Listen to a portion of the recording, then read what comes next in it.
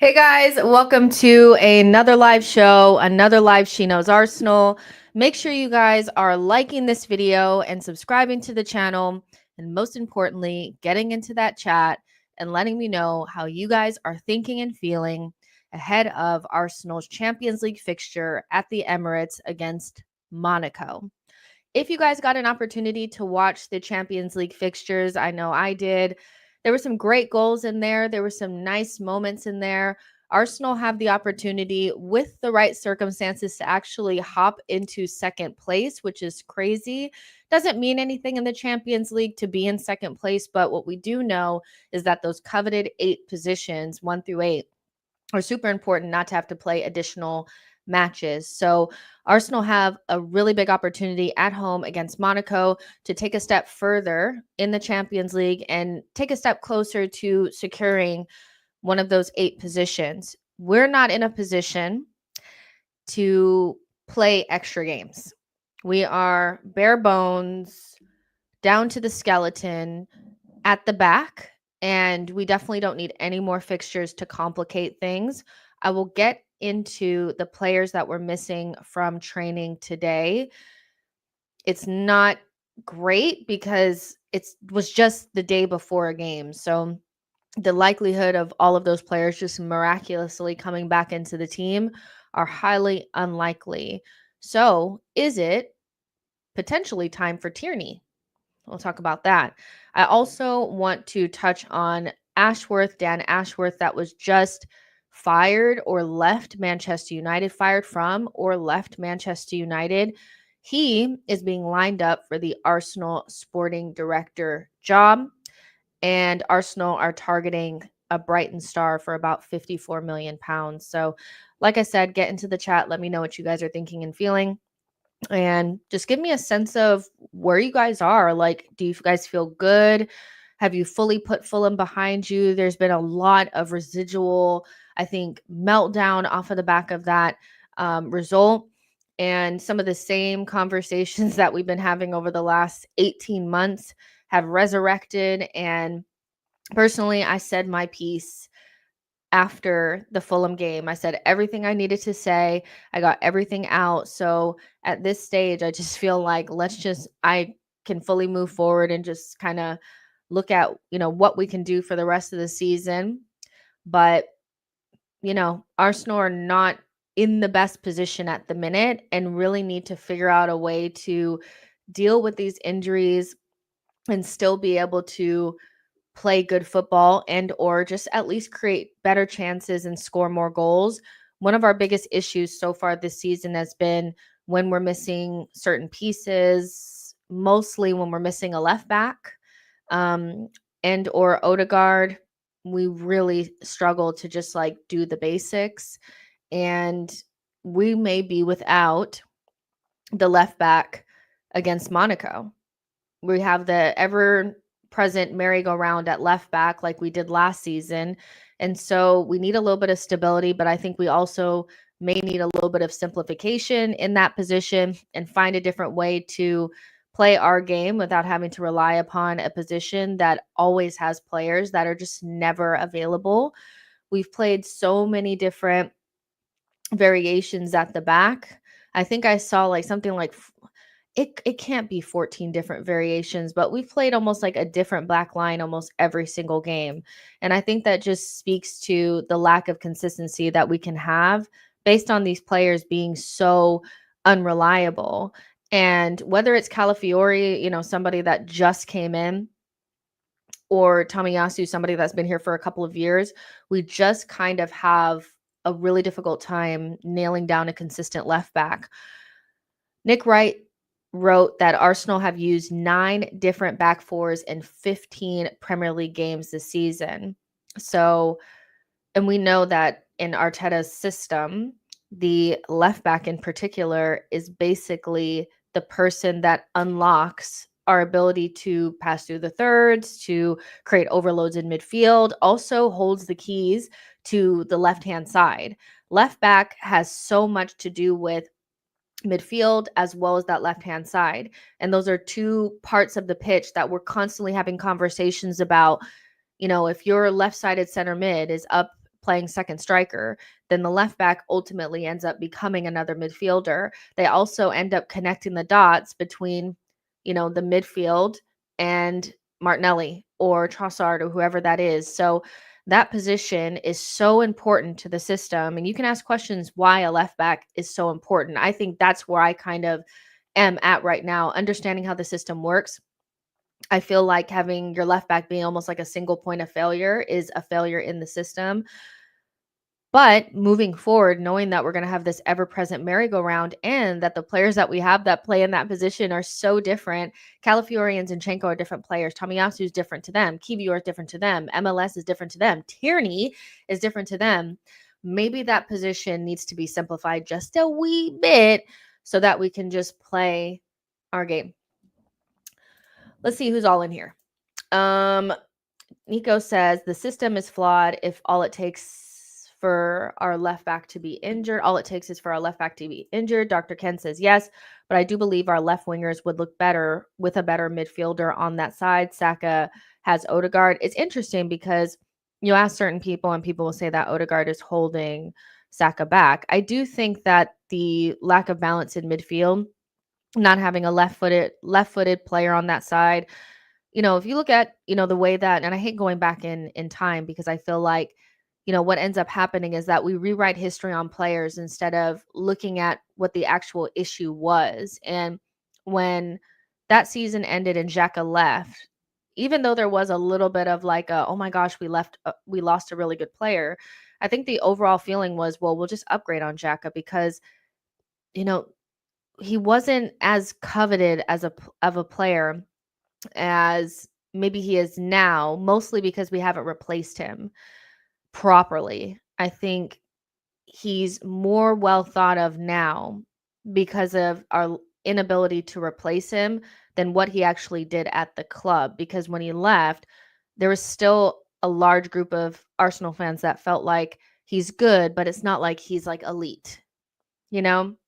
And I know that Jack has went on to win with Bayer Leverkusen and he was a key to that, but you're not going to see the like top 10 teams in the world coming to get Granit Xhaka, and that's what I'm saying. Like, it's not like he's somebody that's unupgradable upon. And so now we just look at that position as like well, if we just had Xhaka, no, if we had just actually just bought a left center mid, we probably would have been okay. No matter how you spin it, Declan Rice was just better at making it work than Kai Havertz. Neither one of them are left center mids that suit the system or suit what Arteta needs to, again, pop into midfield and play like a midfielder and also support the left-hand side. There's just a lot of shit going on. And I feel like, because I'm seeing it also with Jesus and Zinchenko now, that there's now the players that we felt like we needed to upgrade upon after the 2022-2023 season are now being lauded or like the history is being rewritten on them as though they were players that we just can't live without and the system just falls apart without them. And I just think that we've lacked the ability to identify the talent necessary in those positions to upgrade and maintain that system and all that kind of stuff. We've just avoided it or not been able to get it done. And so now I'm seeing people say, well, Jesus was the glue. And I'm just like, but we all knew that we needed to upgrade on Jesus. So like, how can somebody that we need to upgrade upon be the glue? That doesn't make sense, right? And so, yeah, I understand the midfield doesn't offer what maybe the winger needs. I get that. But I think there's always nuance in the conversation. I feel like that's where we always get lost, is that there's some people that feel like the system is the reason why Martinelli can't trap a ball. And then there's people that just feel like Martinelli is just like the worst player on the planet. And the answer is probably somewhere in the middle, where the system doesn't support our wingers, no matter who it is. It's just like a very weird system that's very right side bias. In fact, let me find the little thing that I saved, because it actually showed how right-sided dominant we are. We just don't access that left-hand side at all now. And I don't think it's because Xhaka was a world-class player that just can't be replaced and that Martinelli is just ass or anything like that. I just think there's so much nuance to the conversation that we don't even access because we're just so busy trying to fight our own corners. And there's not just one problem. It's so many different ones, but Yeah, I get what people are saying by that. I really do. I understand like the midfield isn't what people want. I totally understand that.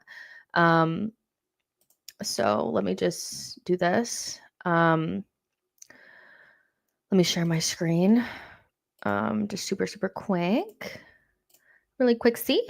Um, so this was like us in the Fulham game. And there's actually another one that I can show you guys as well. Hold on. Yeah, you guys can see that. So you can see like from the Fulham game, um, this is all we did. The lowest concentration of play that we had was on the left-hand side, and then you can also see that there's no concentration of play in zone 14, which we know is the most dangerous place to play. If you're right in front of that blue square in the center, if you actually access that position, that place right there, you can do a lot of damage. But we don't pass into that space, we don't run into that space, we don't do anything in that space. We avoid it like the plague. And then that left hand side is just like crazy, there's like nothing going on there. And I just don't see how that can be healthy. I don't see how anybody can look at that and think that that makes sense. I do feel like, Martinelli is not being is not being supported, but equally, I do feel like he has limitations to his game that make it so that, how most of our players are, like a Declan Rice, somebody who is playing out of position, but fooled people into thinking that he can play left 8 because he's just such a quality player that he made it work last season. Saka, even when he's playing in Southgate's shitty system, or he's playing like in Arteta's system that's not really clicking at the moment, he still looks like a dangerous player. His touch is not terrible. He still can make the right decisions. And I feel like though the system being shit doesn't mean that what's going on with Martinelli is not somewhat due to his lack of, ability in some ways. So that Fulham thing really, like, I was like, damn, like we really were like not, like, you could see it when we were watching the game, but it was just like even worse like when you see it on a graph. And I had another one that I don't know if I saved it on my phone, or I don't think I did. I'm not sure. Maybe I did, but it also showed how right side dominant we were, and it was just like, my goodness, surely Arteta sees this and knows that this is not sustainable. Surely, unless somebody else thinks it's sustainable, I just don't see how it is. Oh, I found it. Here, let me pull it up for you guys. Here we go. So percentage of Arsenal attacks, Premier League Arsenal attack has become increasingly right-sided over the past 3 seasons. So 2022, 2023, it's pretty even. It's still 38% on the right, but on the left, it's like 4% less. The next season, it goes down, it goes up. Now it's even worse. It's like 50%, almost all of our play. Not all of it, but you guys get what I'm saying. So it's just we don't access that left-hand side. And so, a lot of people will look at this and just say, well, it's because we've had injuries to our left backs, right? Because in these past 2 seasons, we've had that ever-present merry-go-round. But my rebuttal to that is always, whose system falls apart because they don't have a left back? No one's. And if they're the only player that can unlock your system, then it's not a good enough system, because you should have another player that can. I saw like a really interesting clip of one of our, one of the moments where we played really well in 2022 and 2023, and it showed Zinchenko receiving the ball under pressure in central areas, dropped the shoulder, got us forward, and then we, went up the left hand side. We're passing really nice, whatever. And I think it was like against Liverpool, funnily enough, right? And people were like, well, that's because you had this left back that could unlock defenses and can do this. And I'm like, but you can't just have one player that can do that. Why can't you have a midfielder that does that too? Why is it your left back is the only player that can do it? And so I think the system is flawed, and Arteta needs to find a way to decrease the reliance on the left back a little bit, especially with the constant injuries. But just overall, this isn't like, that's not what you're trying to see, is it? In year 6, is it? So I was looking at that, and I just think we keep going around in circles like, is it the system or is it Martinelli? And I think it's just a little bit of both. But right now, we need to win games. And, Arteta didn't confirm it, but the pictures and the videos from today's training said that there was no Partey, no Calafiori, no Gabriel, no Zinchenko, and no Timber. No Timber, no Zinchenko, no Calafiori, no Gabriel, no Partey, and also we know that Ben White is not there. So essentially, the only player that is there is Tierney. Tierney, MLS maybe, so we're running low on left back. So if your system is fully built around the left back and, the one that Arteta was talking up in the press conference was Tierney, that he's ready, he's performing well in training, and he'll have chances. I feel like he's more likely to start tomorrow than MLS if no one else is fit. And my biggest thing with Tierney is that it was like so cringe to watch him try to invert because that's just not his game. I never felt like Tierney's strengths were to come central into midfield and try to do the things that Zinchenko and Calafiori do for us. So if Tierney does come into the game and start tomorrow against Monaco, I'm going to be really looking at Arteta and looking at how he uses Tierney to the best of his advantage. Because now you at least have somebody that can overlap Martinelli. At least you have somebody. What I want to see is him make his key attributes shine and not minimize them and make him do things that he can't do. You get what I'm saying? I feel like that's a common theme with Mikel, that we have players that they strive at something, or they're elite at something, or they really, they really are really good at something. They're known for something, and he tries to make them something different or add something different to their game. And whatever they're good at, we don't do it anymore. Like Aubameyang is a striker. He had him out on the wing, defending, instead of staying up high so that he can be there for the counterattacks. He tried to make Lacazette into this facilitator. He's tried to make Declan Rice into a left 8. Even with players like Odegaard is not your Kevin De Bruyne, but he's trying to make him into one. And, when I feel like you just reach a level with a player where it's like, I've added things to your game and I've made you a better player, but ultimately you're not going to have this one thing. So let me add that with a different player instead of still expecting you to do it. Right. And so with Tierney, because this Monaco game is important. Not only are we, needing to rid ourselves of whatever Fulham was, because getting the draw was whatever, but it was a game that we just needed to win. We need to start linking together good performances and good results now. Like, we can't just keep having these a couple game periods and then all of a sudden we just fall off of a cliff. And so making sure that Fulham is a blip and not who we become for the next 3 or 4 games, especially very winnable games against Ipswich and Crystal Palace and things like that. We need to scrub ourselves of whatever Fulham was and start afresh at home in front of our crowd against Monaco. Monaco are a good side. They'll be without Florian Balogun and I think Dennis Zakaria, which will damage them, but also they're still a good side. So Tierney, if I see him invert, I don't know. I don't know. We had to figure something out. I don't know what we're going to do at right back. I really don't. And I'm pretty sure that what will end up happening is somebody that's not fully fit will end up playing. I don't see anybody else being able to play right back. I also had people telling me that Nichols was hurt.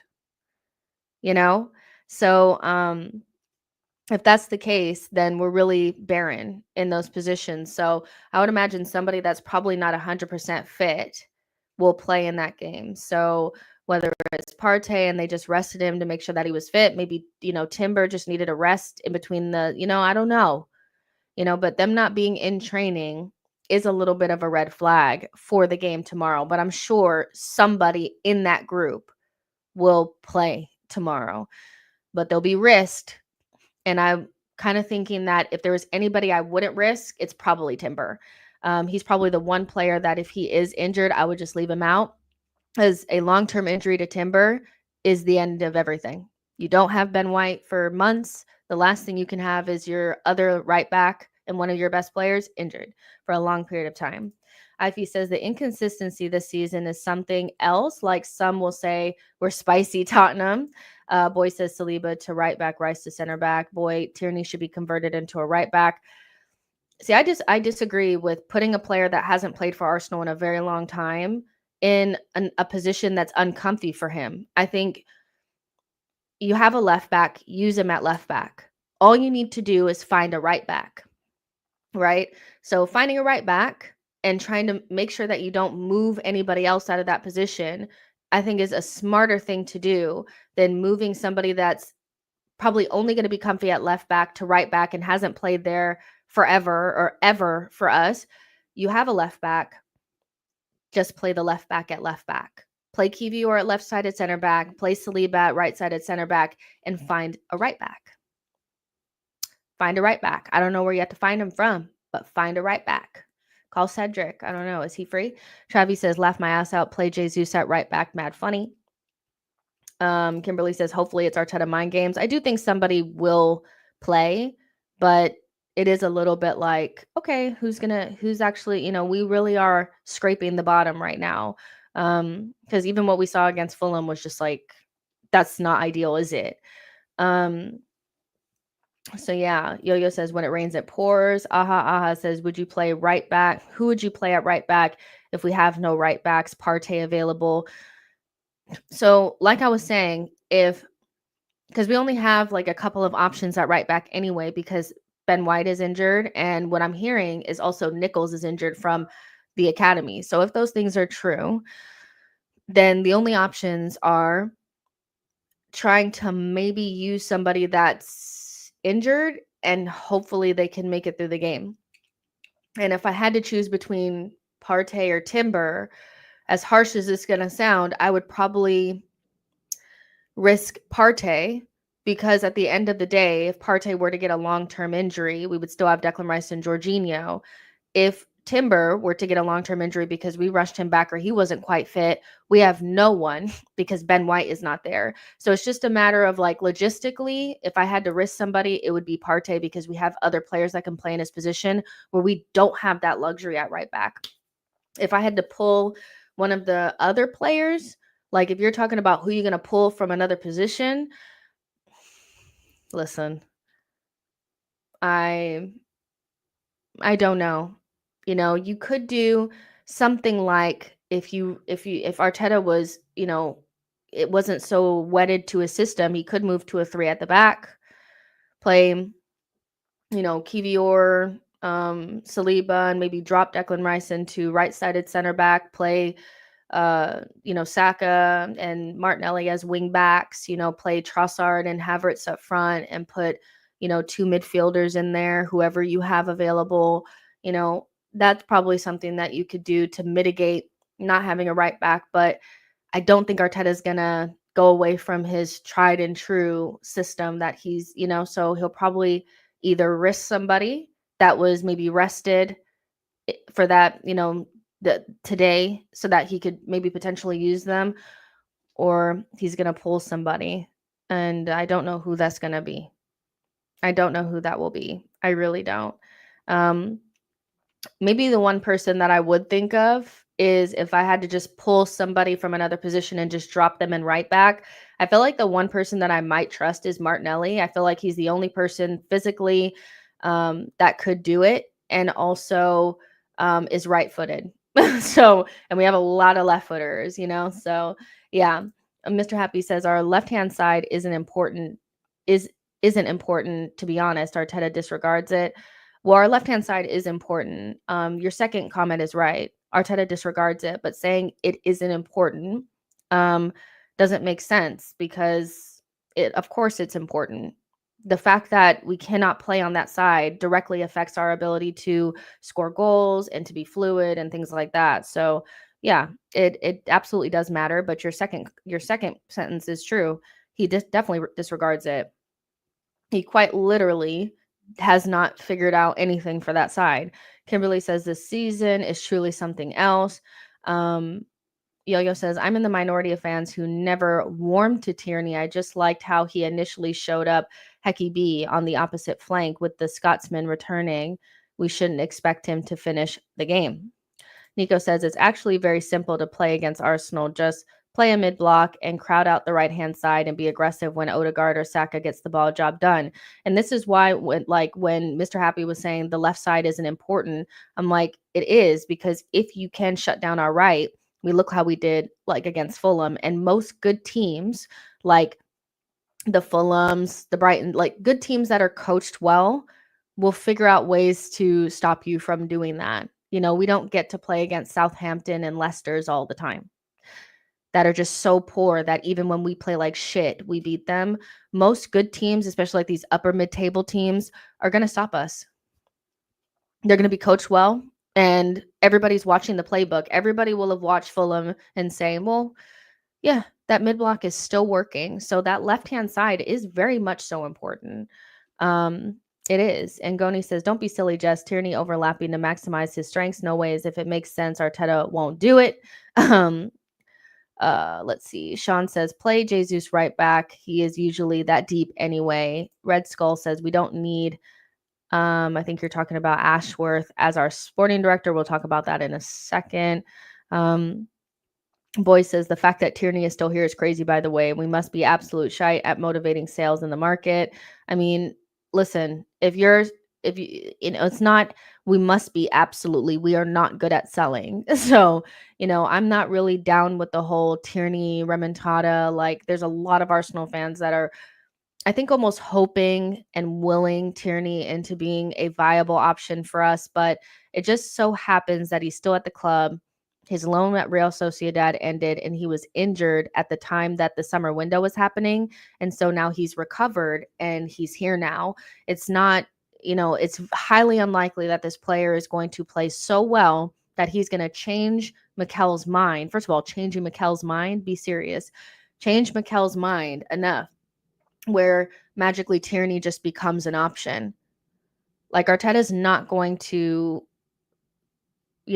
change the system for Tierney so that he can look good at left back. Like, if he plays tomorrow, Arteta will either invert on the other side. You know what I'm saying? Like, he'll invert on that other side with someone, or Tierney will be inverting and I'll be doing this, watching from behind my couch, because it's not his game. Yeah, it's not his game. So yeah, Leslie, you're a weirdo, so I'm gonna block you because, like, hello. Go away. Money Time says Rice can go to right back. Money Time says Marino comes into the team. T-Bookie says would like to see 3-4-3, Kivior, Saliba, Rice, Marino, Jorginho midfield. I mean, even like, I feel like a better option to that actually might be, instead of dropping Rice, because if you don't have Thomas Partey and you just have Jorginho and Marino, they're good, but you still, I feel like, will need something else. So, I'm like, well, then where does Odegaard go? Wait, so no,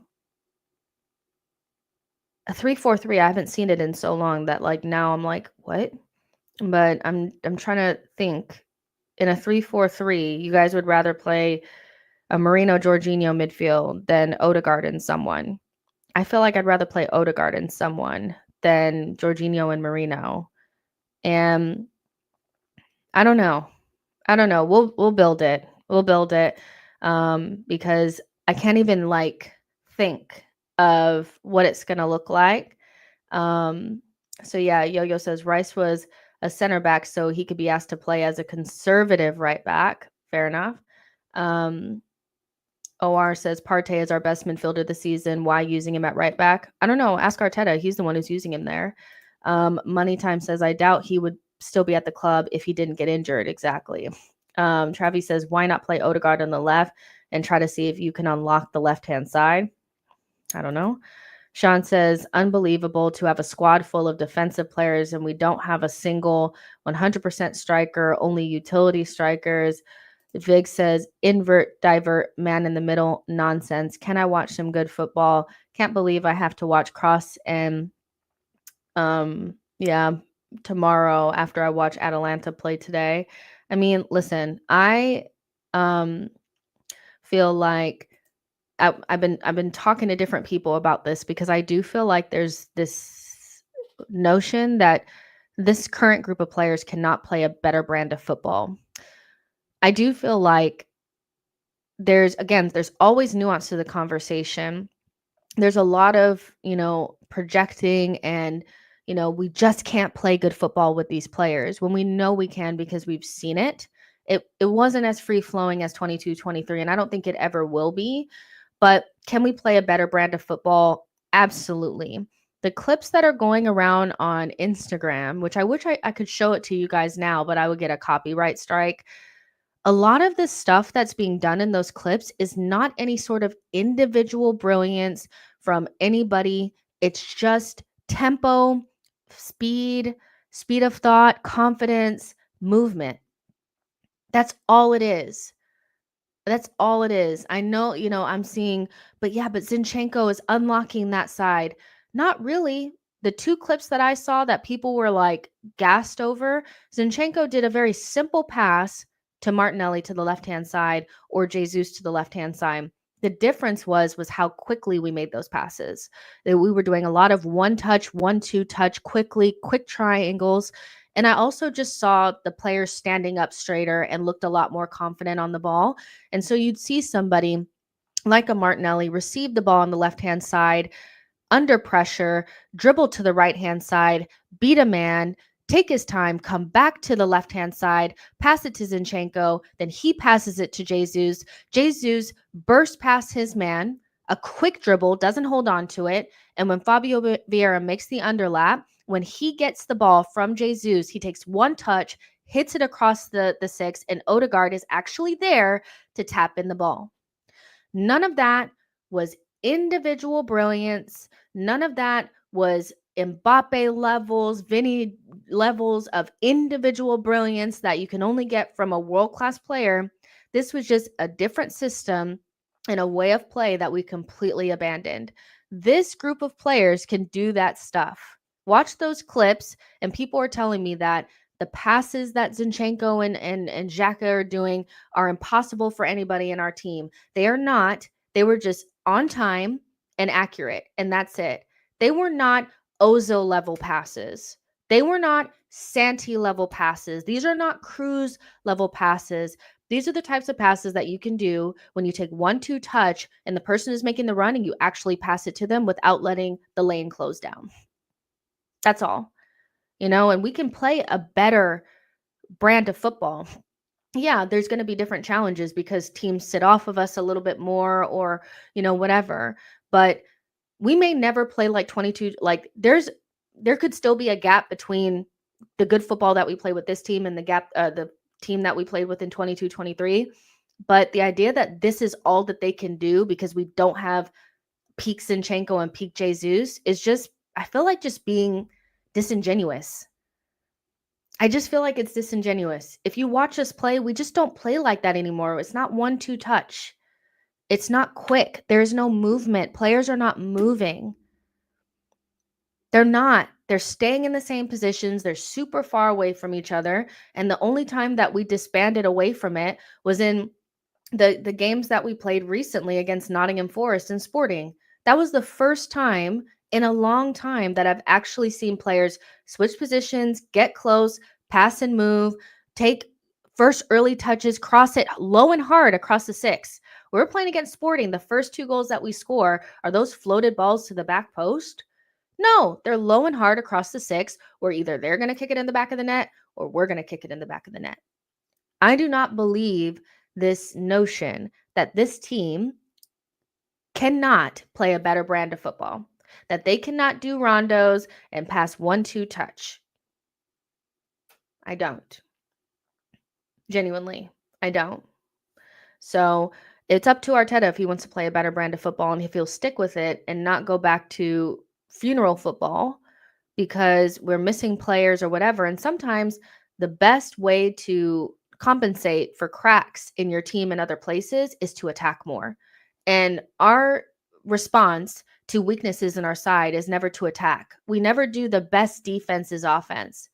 Our best defense is to hold on to the ball like our life depends on it, pass slowly so we don't lose it, and cross it into the box to Trossard and Saka and Martinelli and guys that can't head the ball in the back of the net. That is what we do instead of just attacking more. We're still conceding. Playing this ball is not keeping us from conceding goals. So we can definitely play a better brand of football, 100%. The idea that we cannot is all just fiction. You know, when I hear people saying that Jesus is the glue, I just know that people have lost the plot. They've decided that these players just can't do it. And even if you want to say something like that, you're like, well, the players are just not good enough. Who bought the players? You know? Boy says the football is good. These players just don't back themselves to score from open play. And there is an element of a lack of confidence. I just don't think people, when you watch the clips and you compare, I wish people would compare side by side.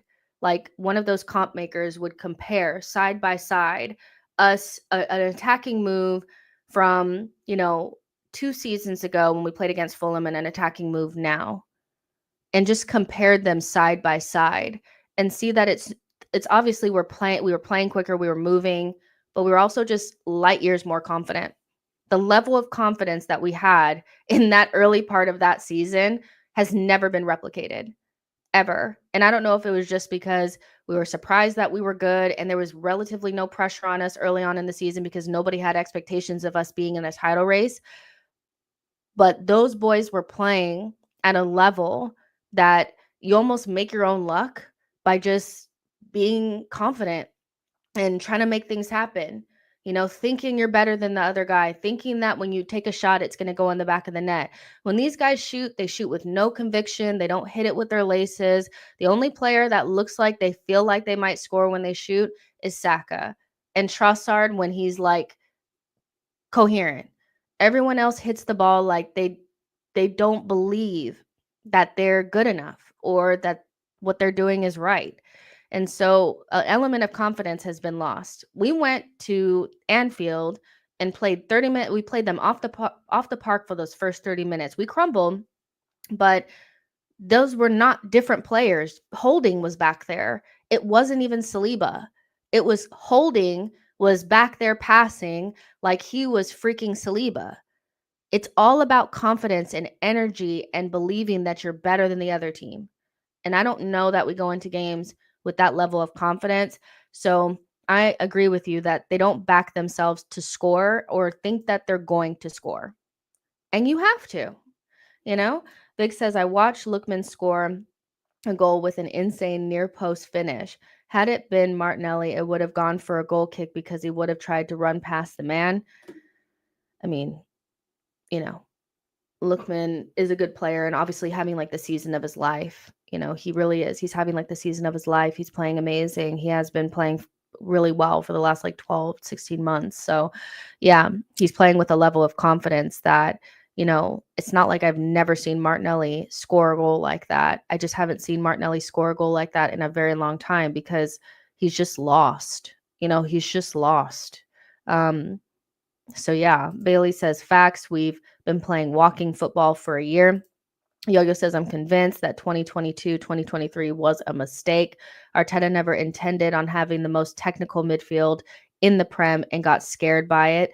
I mean, me and my friends have this conversation in a group chat all the time is did he happen upon what happened in 2022-2023? And because he can't replicate it, and because every other season outside of that season, we've had questions about the attack, either the entire season or for a large portion of it, I'm starting to believe that he lucked up on it and it was working a lot better than he thought. And he did get frightened by it as he hasn't been the same since. And pre that, we weren't that either. Like, we just played with a swagger and a confidence about us, and it just worked. And he hasn't been able to replicate those dynamics ever since, and he struggled to play good attacking football every other season beyond that one. Burmy says Tierney has been on the bench for the past couple of games. He should have gotten some minutes already instead of this reactionary decision out of necessity. I mean, he's basically in a position now, if all the players that did not train today do not play tomorrow, where his choices will be a 17-year-old or a Kieran Tierney that hasn't played any minutes at all this season. So it's not a great position to be in. It's truly not. You might actually do just better by going with a 3-4-3. If he could muster it. I don't know if Arteta can muster it because he's very rigid. But if you don't play Tierney, because maybe Crystal Palace will probably be the best time to give Tierney minutes. It's a lower competition. Monaco and a Champions League is high stakes, and our players just don't come back from injury like that and have wonder games. They just don't. So you might just do better by playing 3 at the back, maybe dropping Declan into the back line, and playing Kivior and Saliba and Rice as a 3-back, playing Saka and Martinelli as wing backs, filling in the midfield and the other 3 positions up front with whatever players you got, because Tierney, as much as I like him, Burmy's right. He hasn't played with us at all. And the idea that he's just going to come in against Monaco and have the snow game against West Brom, I think we are so attached to what players look like 2 or 3, 4 years ago, and it's highly unlikely he's going to have a game like that. Could be wrong, but not sure. Triz says, appreciate your channel. I just think that there are holes in the squad and our recruitment needs to be better. But when I say this, the lad at Fulham will be good second option at left back.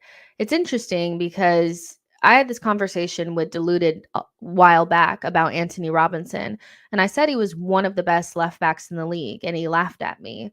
And I'm not wrong about it. Anthony Robinson, if he wasn't American, people would love him.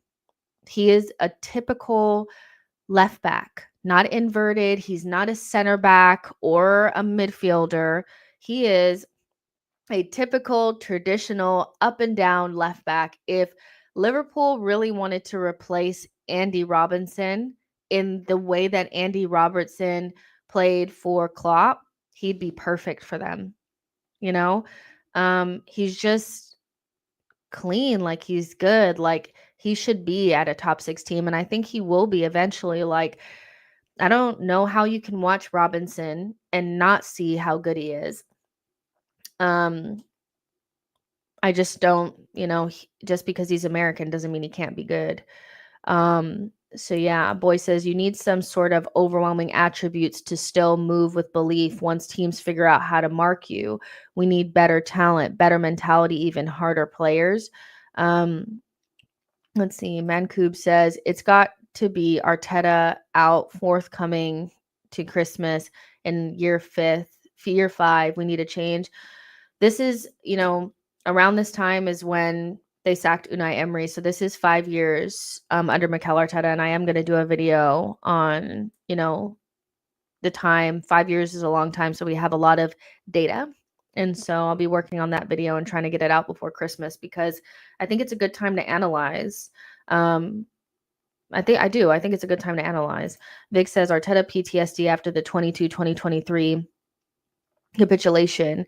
Man starting signing players with no tech, just duels, jihadi football, lockdown, win duels, and do nothing else.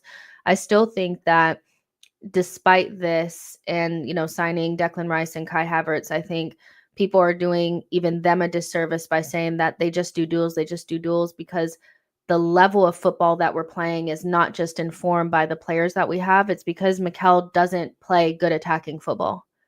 I guarantee a different manager, even with Kai Havertz, even with Declan Rice in the team, could play better attacking football than what we're playing now. That's not just because the players just can't pass the ball. People thinking that Declan Rice and Kai Havertz can't play 1-2 touch, with good triangles and good structure are kidding themselves. Like, they're kidding themselves. And no one rated the players that they're talking about. It was like, oh, all the tech. No one even rated Jesus and freaking Zinchenko. When we got done with that season, people said, no more inverting. I just want a regular left back. I just want a striker that strikes. So if you're telling me that we just lost all this tech through these players, but equally you don't want players like Jesus and Zinchenko, then we were always going to evolve away from that system and that type of player. If you want Gyökeres, then you shouldn't care about the no tech. Gyökeres is not going to do the things that Jesus was doing in that season. He's not going to drop in and play like a center midfielder or whatever. He's not going to do those things. So I feel like people are still letting Arteta off the hook. Even with the players that he has, he can play a better brand of football. Even with the players that he has, people are letting him off the hook and just saying it's because the players have no tech. There are teams in the league right now, Bournemouth, Fulham, teams like that, that are not better than us and do not have better quality, don't have all this tech, that play a better brand of football than we do, that can pass through the lines, that can create good chances for their team. Some of their players are not, the best dribblers in the world. They're not any of that. Arteta needs to just play better attacking football. Rice and Kai Havertz are not stopping you from playing 1-2 touch, from playing quicker, for actually trying to attack. They're not stopping you from doing those things. It's like the laziest argument. Travis says, I think our press was also better in 22-23. Yeah, I feel like our press, yeah, we were also just more energetic too. I think 3 years on too, there are players that just do not they just don't have the energy like they did before. But we still press actually pretty well. I don't think our press is like dead. I don't even think it's so much about our press too. I feel like, and maybe it's not about the individuals either. Maybe Arteta just doesn't press us hard because if they do get past us, remember we pressed hard at the Etihad and got slapped 4-1.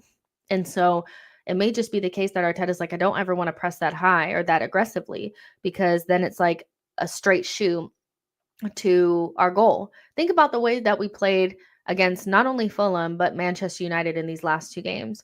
We were like, we won the Manchester United game and we probably should have beat Fulham as well. But the level of restraint that we had, because he's afraid Rashford was going to play and was going to run by us or whatever, and Man United are so good on the counter and also Fulham are good on the counter, was like weird because it's like, yeah, but you should back yourself. Even if they score a goal, you should back yourself to score more.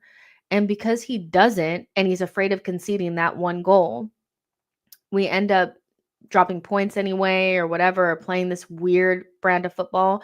I just think he needs to let go a little bit. You have a really good goalkeeper in Raya. You have Declan Rice, one of the best defensive midfielders. You have Saliba and Gabriel most of the time. You have Timber. You should be able to let players go free a little bit. And this team requires movement, tempo, fast passing, and a little bit of like endeavor, I feel like, to get the most out of the attackers because they can't create things out of nothing. They need numbers, they need overloads, they need loads of chances. And if you don't give them that, they don't score enough. So he's not platforming his attackers very well. He's really not. And I just think people are letting him off the hook by saying, yeah, but the players they can't play that way. When there are worse teams in this league with less talent that play a better brand of football than we do. Because I'll even give you an example. Where people that are like, yeah, but the football, we can't play this style of football without Zinchenko or Jesus or players of that quality, whatever that means. There were games in that season, 2022-2023, long periods where we played with Eddie and Kedia up front, and the football didn't change. The football didn't change. When we played against Man United, the football was still there. We still played through the lines. We still played good football. We conceded 2. but we scored 3, and Nketiah's ass was up front. When we played against Fulham, second half of the season, Jesus didn't play that game. He didn't. Trossard started in the middle. He started up front. He started a lot of games up front in the second half of the season because Jesus wasn't fit. Zinchenko also spent time out because he couldn't maintain his fitness. So if we can still play good football, because nobody was saying that the football went away. Shit, Holding played almost that entire period, when Saliba went out. We could still play the football. We were still scoring goals. We were conceding, but we were still scoring a shit ton of goals. We scored 2 at Anfield. We scored 2 at London Stadium. We scored 3 against Southampton at home. And Saliba wasn't there. So I don't think it's about the individuals. I really don't, because there's enough injuries and enough people that were out and inconsistencies in the starting 11 in the second half of the season. And the football didn't get worse. Yes, teams cottoned on to us. They got a little bit smarter at what we were doing, but we could still play our football. So I just feel like people are, one, giving Zinchenko and Jesus more credit than they probably deserve, and not putting enough pressure on Mikel to just play a better brand of football. So yeah, Burmese says, it's so true. They look like they can't strike the ball with force. Mankub says, I'm reading to each other. M23 Gaming says, I feel like my stance on Arteta will truly manifest based on what he does in January transfer window. If he sees that we don't need a striker or left wing, then by all means, questions must be asked. And he did do the press conference and was saying, like, we need more magical moments, and I think he was saying that after Man United, like, we need more magical moments. We need more individual moments. And I'm just thinking to myself, like, you can't say that and do what we did in the past 2 summer windows. You just can't. We never thrived off of individual moments in 2022, 2023 through now. It was all about the system creating loads of chances so that we scored more than the opposition, because we needed to create a lot of chances for those players to score the goals. But the system was working, but it was never based on individual moments, ever. Our system has never been built on individual moments, ever. It was always system. It was always patterns. It was always 1-2 touch. It was always that. We've always needed a little bit of individual brilliance. And actually, at the end of that first season, that's what a lot of us were saying. We need somebody that can just put the ball in the back of the net in times of adversity. When you're 3-3 with Southampton in a title race at home, you need someone who's going to just score that 4th goal. We'll talk about the defense later, but we scored 4 and they scored 3 and we're still in the title race. You need somebody that's going to create threat against Manchester City away from home at the Etihad, because they weren't worried about our attack because they were scared shitless. The lights were too bright. That's what we were saying at the end of that season. And we didn't get that. And then we bought Kai and then didn't get Kudus, didn't get anybody like that. Turned around the next summer and then brought Sterling. So when you say we don't have these individual moments, this is what I'm saying about Mikel, is that he backs himself so much as a coach that he feels like this group of players, he can coach them into having that. I really genuinely feel like he backs himself so much that he thought that he could turn Kai Havertz into an upgrade on Granit Xhaka. He thinks he can turn Rice into this 6'8", super like star left center mid that can score goals and defend and do these things. He thinks he can turn Odegaard into KDB. He thinks he can do these things. And so I feel like he makes his job so much harder by thinking that these players just need to give me more magic moments. When he told Emile Smith-Rowe that his number 10 needs to score 15 goals and get 15 assists, I was like, you need to buy Kevin De Bruyne then, because no other player can really replicate that.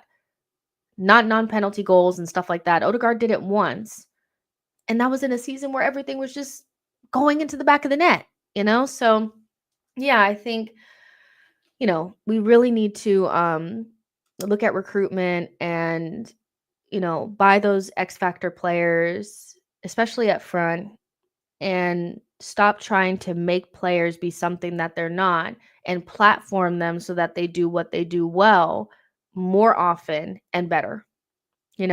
Stop trying to turn people into something else. Don't buy Kivior to play left back, you know, like he's just a center back, you know. Don't buy Kai Havertz to be a left center mid, just buy a left center mid. Don't back your coaching so much that you galaxy brain yourself into thinking that you can create these players. Just buy the ones that are already out there. Super chat coming in from Darwin. Thank you so much for your super chat. I really appreciate it.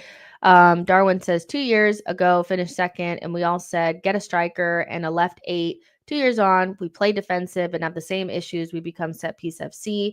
I mean, again, kind of going like what I was just saying is that we've known these problems exist. There's nothing we really can do now. The January transfer window will open, and maybe we'll bring in someone. I don't really know if we will or not.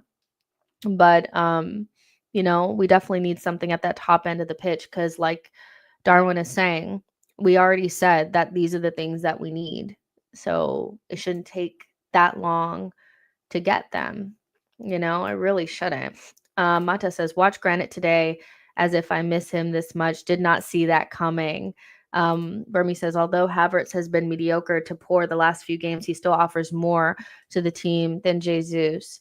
Yo-Yo says, those words never came from Arteta or more importantly, Edu. These sentiments came from the club's mouthpieces. Fair enough. But he did say we needed more individual moments. And I was just like, well, then buy players that create chances and create moments on their own. Your players thrive in a system that helps them create these chances and these moments, and your system is broken.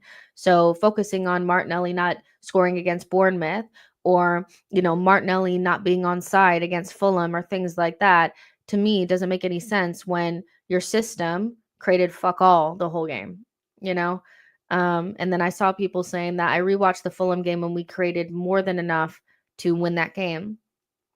And my rebuttal to that is that, yeah, if you had a good striker, like an actual striker that crashes the box and can sniff out a moment, if you had Raul Jimenez on our team, yeah, we would have scored a goal from those half chances. But we need the most obvious chances in the world. Our chances cannot be 0.02 XG. They can't because we don't have the Harry Kanes and players like that of the world that make a half chance into a full chance because they're just a great attacker. We don't have that. So the chances that you guys are talking about that don't show up on XG don't work for us because we don't have players that make half chances into actual chances. We need tap-ins. And if you watch a lot of the goals that we scored in 2022, 2023, and also at the back end of last season, a lot of those are tap-ins. There were very few goals where we were like, oh my gosh, what a goal. When Calafiore scored against Manchester City, I thought to myself, I was like, when's the last time I thought, wow, what a goal? What a goal. Not because it's like, because obviously whenever we score, I'm happy, but a goal that was just an individual moment. It wasn't a tap in. It wasn't something that, was created by anyone else. It was just an individual moment. The type of goal that you only score if you have the talent to do so, or you get lucky on the day. And we don't have the types of players that can score goals like that on a regular basis. So we need to create more chances and more obvious chances, more tap-ins, things like that. Because the chances that we created against Fulham, I get what you guys are saying, but we don't have the type of players to make those into full chances. So yeah, there's 619 of you guys watching on all platforms. Make sure you guys like and subscribe. We're gonna go ahead and make our lineup for Monaco, and then we'll talk about Ashworth and Brighton, or not Brighton, the player from Brighton. Okay, make sure you guys are liking and subscribing. And you're saying Wilshere and Giroud goal. Yeah, we need to create more clear-cut opportunities for players that just need to tap it in, and don't, because that's just who we are, right now. I don't know how else to explain it. It's not that our players are not good. It's just outside of the system, they can't create anything on their own. I feel like the only player that does that is Saka. He's the only player that, like, the goal that he scored against Nottingham Forest is mostly an individual effort. It's not Odegaard made a nice little slip ball to him, but that was mostly Saka, but we don't have very many players that can do that. So if you don't have that, then create more chances.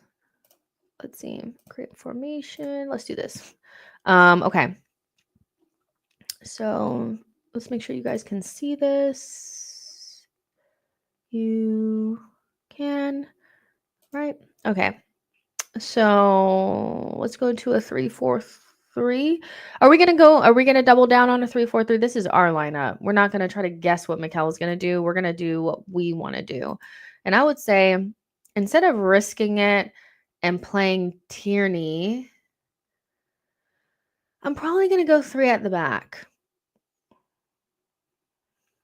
I'm probably gonna go 3 at the back because, I just don't. I feel like Crystal Palace is at home in the Carabao Cup would probably be a better moment to give Tierney minutes than in a game that we need to win at home against Monaco in the Champions League. Changing your system is very risky, and I don't see Mikel doing it. So maybe we won't do a 3-4-3.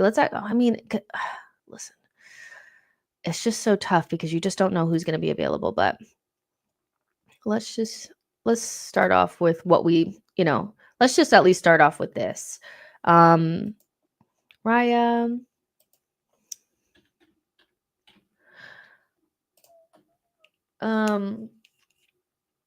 We know it's going to be Saliba, who's been our best player in like the last 2 games. To be honest, we'll leave all that blank.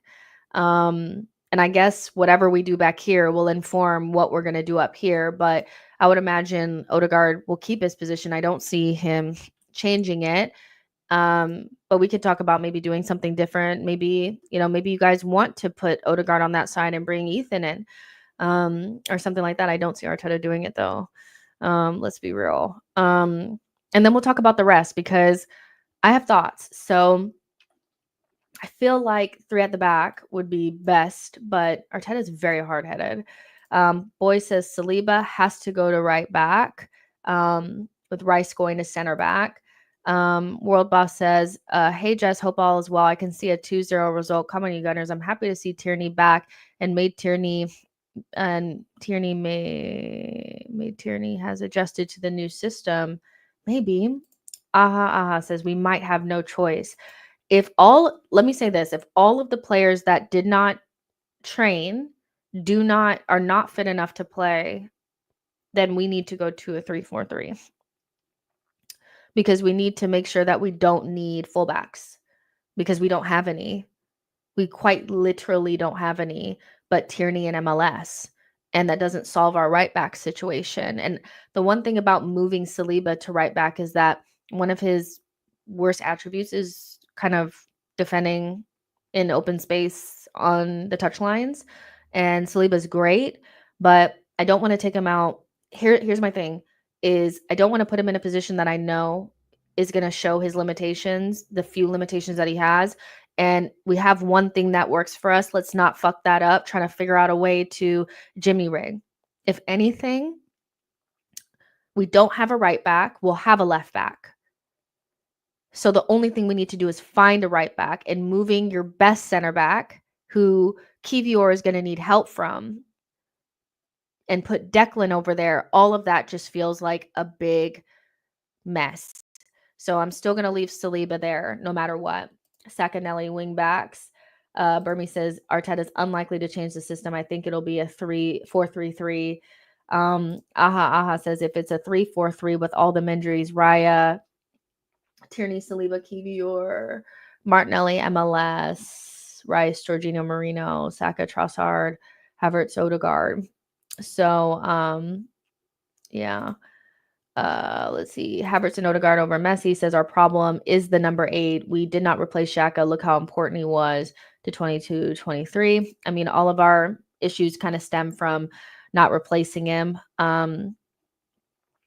and thinking that Havertz could do it. It's a ripple effect because then you have to try to figure out a way to make Havertz work because you can't buy somebody for 65 million and put him on the highest wages in the team and then drop him. So then Arteta got a lifeline and Jesus was playing like shit. So then he put Havertz up front and then that became our solution for center forward. Now we still need a center forward. We still need a left center mid because the left center mid we were meant to get was supposed to be an upgrade on Xhaka, not just somebody that can play the position. And so Marino will ultimately not cut it long term because we were talking about names like Barella and Guimaraes and players like that. So I get what you're saying. So let's see.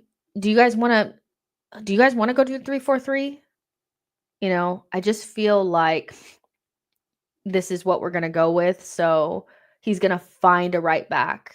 And like I said before, for the people that really weren't listening, the reason why I said I would rather, if you had to try to make it work with someone at right back, and it was somebody that's nursing an injury,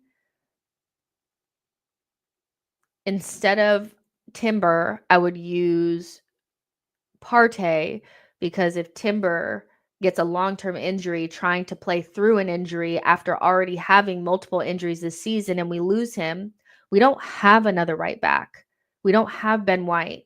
We have no one else. But if Partey were to get a long-term injury, we would still have Jorginho and Declan Rice that could play the 6. And I get that he's been our best midfielder, but in terms of who would I rather risk, I'd rather risk Partey at right back if he has a little bit of an injury rather than Timber. You just can't afford to have a player like that out with no one else. But left back, are you guys going with Tierney? You guys want Tierney at left back? Speak your truth. If you feel like Tierney is ready to go and you'd put him at left back, y'all tell me what you would do.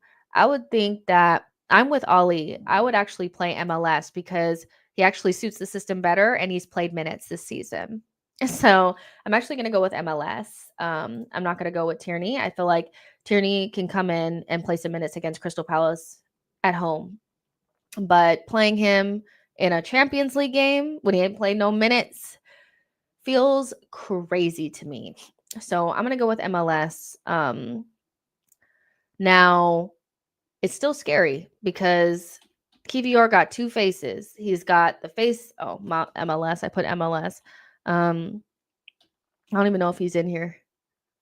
Miles Lewis. Yeah, he is. I don't even know because Kivior played like he did against Man United and then turn around and it wasn't even like the whole game he was terrible, but he just went back to that nervous and makes one big mistake and the goal comes from his side. I would say probably 90% of the goals that we've conceded this season have come off of that side. And I don't know if it's just because we have a mixture of people, but when Kivior is on that side, we concede. We concede a soft goal because he jumps out of his position or isn't aware where the defender is going to be or where the attacker is going to be.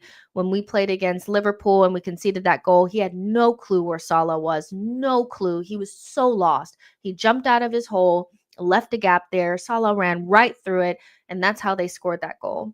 Then against Fulham, same thing. He had no idea where Raul Jimenez was. He ran off of his shoulder, which is like, you should know. That's like the only thing you have to do right now is defend. And he couldn't do it. Saliba couldn't get over in time. Boom, goal. And that was pretty much the game was over at that point. So I really worry about this side. But it's kind of like, what can you do? So if you play Miles Lewis-Skelly here, who's going to play at right back? We just have to assume somebody's going to be fit, right? So yeah, Boy KT is a crazy option. Absolutely not. Tabuki says with Partey right back, we can play our best midfield of Rice, Marino, and Odegaard. Well, I would say just like for the people that are going to have a conniption and spit up blood because you said that, you can at least play a balanced and competent midfield.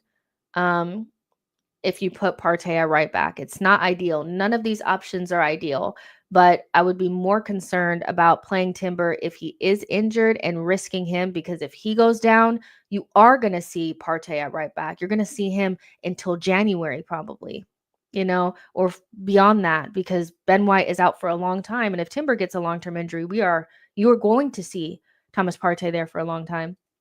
So, yeah, I'd rather do that, but you know, who knows? Boy says it's high level football, but some teenager is less of a worry than Kivior. I mean, I'm not worried about Miles Lewis Skelly. I'm worried about Kivior. One, because he can't lead Miles Lewis Skelly. He's not somebody that you can rely upon to be the voice and leader, because he can barely do his own job. So yeah. So who are we gonna put at the right back? Who are we gonna put at the right back? Who are we gonna put at right back? Remember, Timber, White, Partey, none of them were fit. Not one for training today. None of them were in training today. So you have to assume that somebody's carrying knocks, or maybe Arteta's just, giving them a little rest. But yeah, who are you going to put there? There's like no answers. I don't have answers either. Ali says Rice, let him invert like Caicedo did versus Spurs, then Jorginho, Marino, midfield.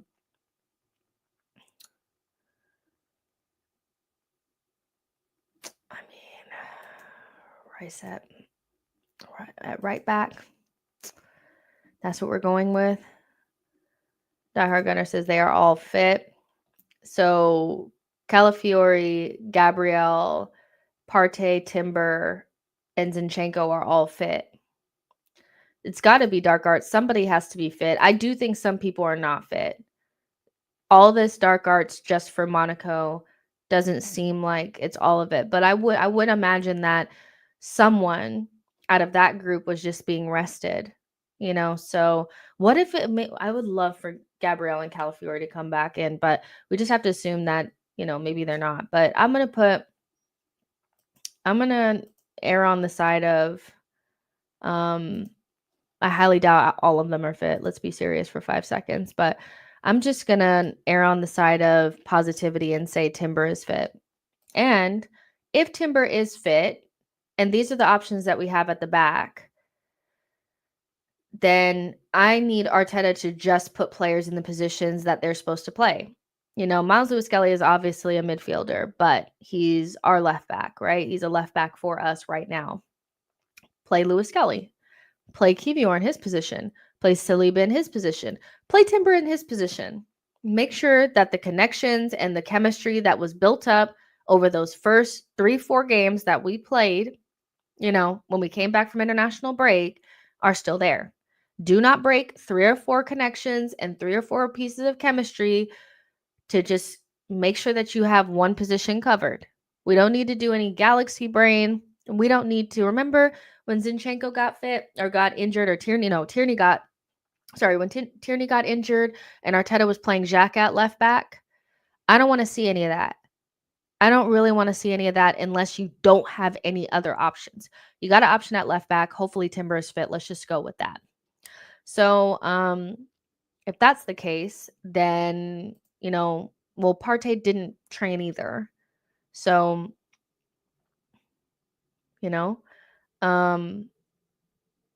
it's just wild because they didn't train, so it's difficult. But I'm just going to say, like, if Partey is fit, he'll start.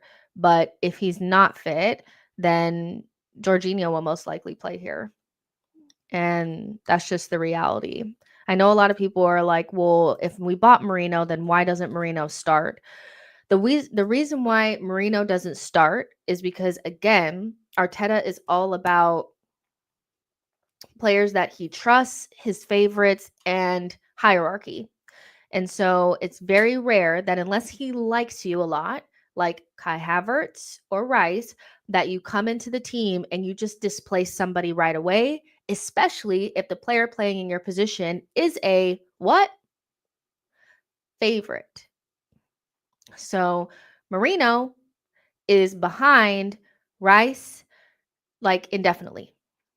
And if Jorginho or Partey are fit, because those are players that Arteta really likes. Those players are going to play. So Arteta will always abandon chemistry and combinations and balance for favorites and players that he trusts and likes. So again, if Partey is fit, Partey will start, and that will be the midfield. But Partey was not in training, so I'm going to go with Jorginho. I would love to see a Rice, Odegaard, and Marino lineup. That's what I want to see. So I'm actually going to make that my midfield. But even more than that, I would love to see Ethan in there and just bin off this whole bullshit, you know? But I'll go with this. Because I want to just see this one time, uninterrupted, no bullshit, just Marino, Rice, and Odegaard. Just see it. And again, this is if Partey is injured and he did not train, for all the people that just spit up blood anytime he's not in the lineup. He did not train, so we're assuming that he's not fit. And we're hoping to the heavens that Timber is fit. And that's the only reason why he's there. If he's not, I don't know what Arteta is going to do. I really don't. For the sake of this, we're just going to assume that he makes it. Now, walk with me. Walk with me. How much longer are we going to persist with Kai at center forward not playing well? And is it the case that we have literally no other option, or could we afford to place somebody else there, give Kai a rest, because there is maybe a little bit of fatigue there. Kai Havertz has played a lot for club and country over the last couple of years. We could give somebody a little bit of run for these 2 Crystal Palace games, the Ipswich game, Monaco game, and Shakhtar. Because I think those are all the games coming up right now. Is there room to give somebody a little bit of a run? Because here's let me land. I've been really harsh on Jesus, and I really think he's washed. I think he's finished at Arsenal and must be moved on. But Arteta said he's not going anywhere this season. He's not leaving in January. And if he doesn't leave, what does that mean? That we're probably not going to get anybody in January. So Arteta needs to figure out a way to get the most out of the group that he has, which is something that we've spoken about a lot on this channel.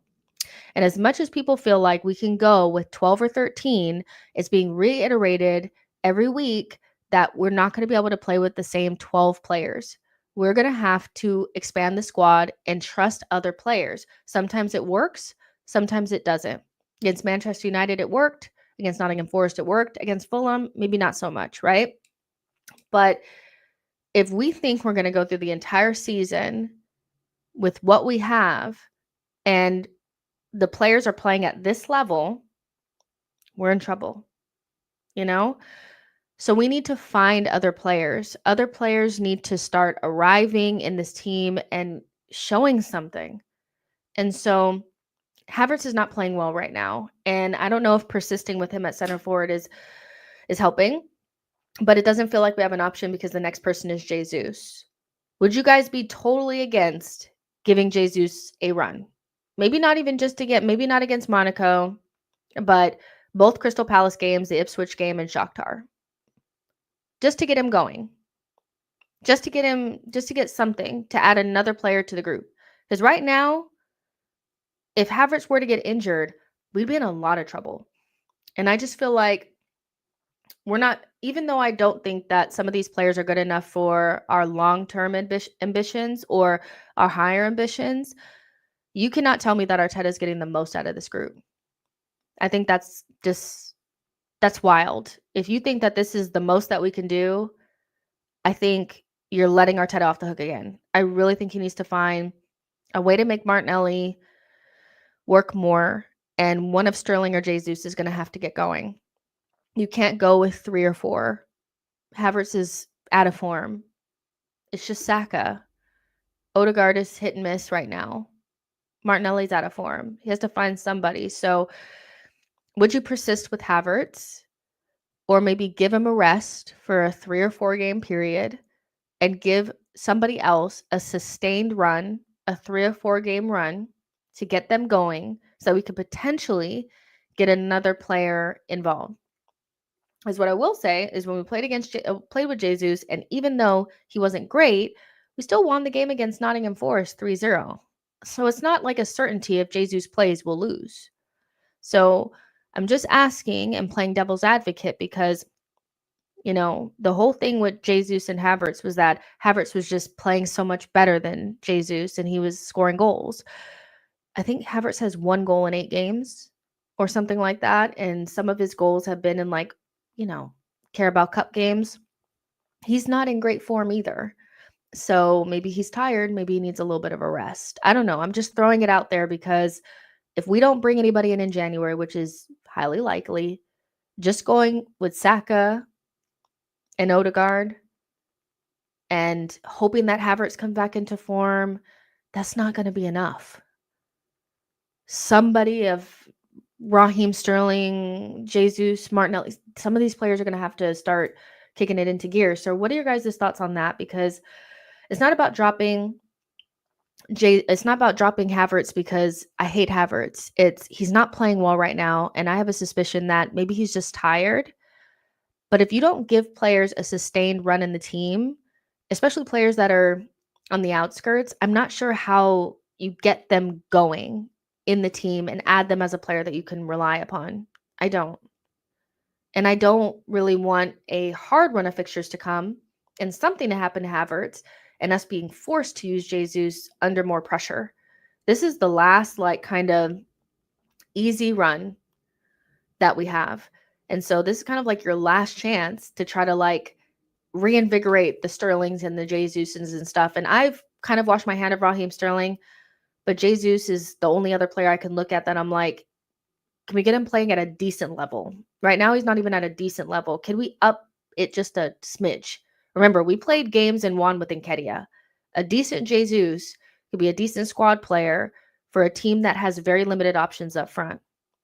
So do we just persist with Havertz in this form? Or do we give him a little rest in games that are a little bit more winnable? You could put that, say it's on winnable, and let Jesus play with the starters. Let him play with Odegaard, let him play with the balanced midfield, let him play with Saka and see. Because he's not my cup of tea. You guys know I've wanted Jesus gone for a while, but we can't just go with what we have. We can't just go with what we have. So I just wonder, maybe you could, maybe play him on the wing. I don't know, but this is coming from somebody that does not rate Jesus that much. But I'm not fool enough to think that what we have right now with the players that are actually playing in form is going to get us anywhere near where we want to go. So somebody else needs to come, get going. Somebody else needs to start. You know how other teams have players that just come in and get a hot streak? A good 3 or 4 game period of a Jesus or somebody with a hot streak could do us wonders while Havertz is resting. So that's just me. John Donut says, yeah, Jess, I want us to qualify for top 8 so we can start Jesus, but not for tomorrow game. I don't want us to have to waste energy playing in the playoffs. Does Jesus being in the game automatically mean that we don't win it? I guess that's my question, because people felt like we couldn't win a game with Marino and Jorginho starting against Nottingham Forest at home, and we wiped them with Jesus in the team. So I guess, is it a certainty, that we just cannot win with Jesus in the team? Usually he plays in a rotated lineup. It's rare that he gets to start with the starters from the beginning. So, I'm just asking questions because we just can't, like, go with what we have. Brandon says Jesus left wing, Trossard striker, Saka at right wing.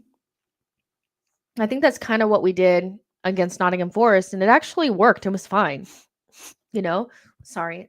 Havertz and Odegaard over Messi says, our problem is certain players need to go and we need superior quality and depth. Sterling but all of this, Havertz over Odegaard, none of this matters for right now. And that's my problem, is a lot of people are only focused on, well, I don't rate this player and I want them gone. So we could just go with the 12 or 13 players that I actually do rate in the team. But that's not reality. Reality is that we're going to be forced to use these players because there's going to be continuous injuries. And in 4 competitions, which we're in right now, we're in the FA Cup, we're in the Carabao Cup, we're in Champions League, we're in the Prem, and we still have to try to push for things. We can't just say, yeah, but Zinni, Sterling, and so, they have to go, so fuck them. We already know that. We know Sterling needs to go and go back to Chelsea. We know Jesus needs to be moved on. But that doesn't mean that Arteta can't get anything from these players at all. Once again, we always let Mikel off the hook. We just say players are not good enough, they're ass, so our ambitions are done because our squad depth is ass. Who bought these players? He bought these players, so he needs to figure out a way to get something out of them. He would give Nketiah runs of games. Nketiah got multiple runs of games at Arsenal Football Club. 7 games in a row, 6 games in a row. Long spans before Trossard ever got one. And Trossard is leaps and bounds a much better player than him. So would it hurt him to give Jesus, even if you take Monaco out, both Crystal Palace games and Ipswich, to get a little run so you could try to get something out of this players? I'm telling you right now, 10 minutes here, no minutes there, that's not going to be enough. That's not going to be enough. Boy says Saka, Jesus, Sterling. Ali says Liverpool are being forced to use Nunez because Jota injuries. Gakpo comes in and helps. We need someone like Gakpo. Talking about the transfer window and stuff like that. And we know this already. We know we need different players. These are like at this stage, these are not conversations that will change anything. We all know we need better quality up front. But tomorrow we have a game against Monaco, and we have opportunity with games that are more winnable to maybe bring in players or a player and try to reinvigorate them so that we have more than just Saka. Brian Holiday says Havertz has been bad, but Jesus literally cannot complete a pass and loses the ball as soon as he gets it. I'd rather see Trossard or Martinelli at striker and Havertz after a few games off. That's interesting. Trossard has been really good at false 9 for us as well. I wouldn't mind that. Havertz in this form, any other team with a decent striker behind him probably would drop him right now and I think it's fatigue. Personally, I think it's fatigue. I think he needs a couple of days off, but you can't even afford to give it to him because Arteta doesn't trust anybody else. But the only way that you can build trust with a player is if you give them multiple opportunities to kind of build up that confidence. And he has so many players that are bereft of any confidence right now up front, which is a growing theme. Not even a growing theme. It is a standard for Mikel Arteta, where he has multiple attackers that cannot score goals and don't look like themselves. Aubameyang, Lacazette. These are good players that just could not score goals under Mikel Arteta. He had Emile, couldn't score goals for 2 years. Martinelli looks like, he can't score a goal. He's struggling. Jesus is struggling, So I just feel like we need to try something different. And this is not to say that I want Jesus to stay forever, but we're not going to make it with what we have. And so, Trossard or Martinelli at striker, maybe, but we need to try something else other than just Havertz, because Havertz is not in great form right now, so it might be nice to give him a little bit of a break. And also, if somebody like Jesus knows that Havertz is on the red line and you just continue to play him into the red zone just to make sure you don't have to play him, how would you feel when you come onto the pitch? Would you feel motivated? Probably not. Burmy says Trossard as center forward for Monaco. So I'm just throwing out things just because these are things I've been thinking about over the last couple of days. And I think persisting to play players in bad form because you don't trust the players behind them when you haven't made any moves to move those players on anyway is just a vicious cycle that doesn't work. And we've seen it before. You didn't trust Fabio Vieira and Emile, and you kept them a whole year where you just didn't use them. And now the same thing is happening with Jesus, so I just wonder if we can do something different than just ice them out. because the longer you ice them out, the less likely they'll be usable for you. And God forbid something happens to Kai Havertz, you'll be forced to use him, and we get injuries in like triples. So if you think you're just going to use Trossard may get an injury. So yeah, that's all I'm saying. But maybe you try something different. I'm actually, I'll go with what you guys are saying and put Trossard at center forward. And for those of you guys who are just kind of like joining, it's not because Kai Havertz is dead to me or anything like that. It's just he's not in good form. And I just feel like we need to rotate him out, give him some rest because we're going to want him for the big games, aren't we? Right? Right wing, Saka, and left wing, I guess Martinelli.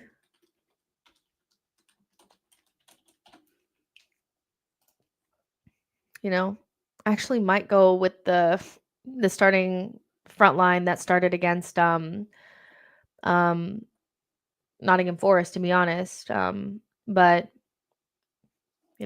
just go with Martinelli, I guess. So yeah, but it's just, it just feels kind of, awkward right now. And I just think we need like a big win or, to make sure that Fulham was a blip and not who we become for the next 2 or 3 games.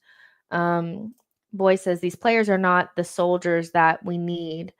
We will lose the war. Pelza says, I don't care if Raheem play and Zinchenko play. We need to use our squad. I would rather Arteta use his squad when we get more injuries and continue to suffer. Havertz and Odegaard over. Messi says, sitting 1,000 miles away telling me what Zinni said was BS. Even, I don't know what you're talking about. Boy says, okay, you guys are talking to each other. Theo says, fuck it, start Jesus. His market value is in the gutter right now. I don't want us to sell him for peanuts. And this is another thing to think about is I think Arsenal fans they're so comfortable in this cycle of having squad players that don't quite meet the mark and Arteta icing them out and then being upset when we get to the summer and we can't sell them. Jesus is a hard sell right now, by the way, with the wages that he's on and the amount that Arsenal are going to ask for him. They're going to ask for too much. A player that doesn't play ever is not going to be a player that we can get rid of, and he must go. So I'm just saying break the cycle of icing players out and then expecting them to be good in the 10-minute cameos that you give them. You only go with 12 to 13 players because those are the only players that you trust. But when the summer rolls around, you do end up firing a belly and, we believe in him and shit like that. And it's like, if you don't rate these players, I need you to be more ruthless and get rid of them in the summer and not ice them out for a season just for their value to drop and us be like unable to move them on, So this is a really good point from Theo is that you do have to think about the player's value and how often we're stuck with players because they've been iced out for so long that nobody wants them. And so, yeah, I would probably mix things up going into these next couple of games and try to find another attacker that can give us a nice little purple patch for 3 or 4 games and also give Havertz an opportunity to rest. Because going with just what we have right now, the absurdity that was Fulham, where we were just attacking through the right-hand side and Saka was just kick it to Saka was an eyesore. Yo-Yo says Leo, Jesus, and Saka, Marino, Georgie, Odegaard, MLS, Kiwi, Saliba, Rice, and Raya. So going with Rice at right back, bringing in Jesus and Leo and doing the Marino, Georgie, Odegaard midfield that we saw against Nottingham Forest. So yeah. And SK says Timber is injured, mate. I know that, but I'm just thinking there has to be somebody that is available. And I'm thinking on the bright side, all 5 of those players, somebody has to show up and be fit. And if there was one player that was actually fit and he was just resting, I hope it's Timber because we have other options in other positions. We don't have other options here. So that's the only reason why I have him in there. Otherwise, I don't know what this lineup looks like because there's nobody else, right? Aha says, can we do that 3 at the back version? We can. This is obviously going to be a long stream and I don't care. There's 700 of you guys watching. I like long streams. You guys do too. So yeah. Let's go to the 3 at the back, 1, 2. If it all goes tits up and there's no one for right back, this is what I'd do. I would, let's see, who is this? Let's see. Okay. First of all, I do whatever I possibly could. I don't care what it is. Saliba must be the center back because he's the only one I trust on the ball. Then, like you guys were saying, maybe put Rice here.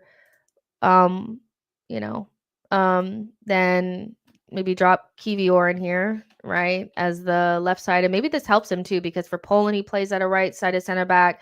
So maybe this will help him having like additional help or something. I don't know, because he needs a little something something. At right mid, obviously I put Saka. I trust him to get up and back. At left mid, well, let's just do this. Let's see. At left wing, this is the thing. Now you have like additional options and shit like that. So, how would I do this? Oh fuck. Okay. I mean, you can get all the attackers in right here, but I think you do need to figure out a way because you know what Arteta's going to do. He's going to put 2 DMs in here. So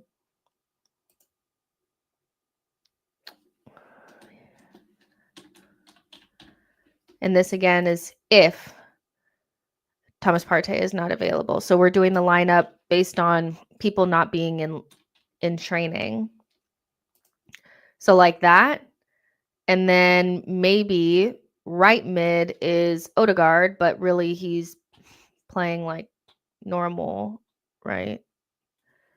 And then Saka is here. So that's like kind of similar, I guess. Yeah, that. And then yeah, I still want Martinelli to be like one of these players, but maybe this is where you could play Tierney. Is that left mid? Maybe? I don't know. What do you guys think? What do y'all think? Left mid, should it be Miles Lewis-Skelly? I mean, that might suit him, playing more like a midfielder, and then coming back. I think that kind of suits him, Miles Lewis-Skelly. Maybe it suits Martinelli. What do you guys think? Aha says no, swap Odegaard and Saka right wing back. Odegaard right forward. Let's see. Yeah. SK says I would have Wanyeri starting tomorrow, but I know Arteta is very unlikely. Yeah, that's a tough one. I think if all those players are out, Arteta will do everything in his power to not play Wanyeri because it's not a good it's not a good situation to bring him into or whatever. So I would think like something like this. This looks ugly. This is so ugly, but maybe this will be a good opportunity to do one of these. Yes. Chelsea. Like that. And then Martinelli. I don't know. That is ugly. That stinks. Like ass. Ah, that stinks like ass. I don't like it. I don't want this. I don't want this. This is worse than what we had up there before. I agree. That's gross. Yeah. Hopefully we're not in this scenario, but baby, if all those players are injured, we are in trouble. So yeah. Whoo, look at that. Whoo, that's stink. Like, look at that. What is that smell? That's awful. So yeah, let's remove it from our eyesight. I want to talk about Dan Ashworth. Make sure you guys are smashing the likes because You guys know this is all I really care about from now until the end of the season. I'm very much so like um, a sporting director is probably one of the most important signings that you can make as a club. And so um we've already done the comparison of Olabe and Rolfs and Luis Campos, and all of that kind of stuff. We've already done that.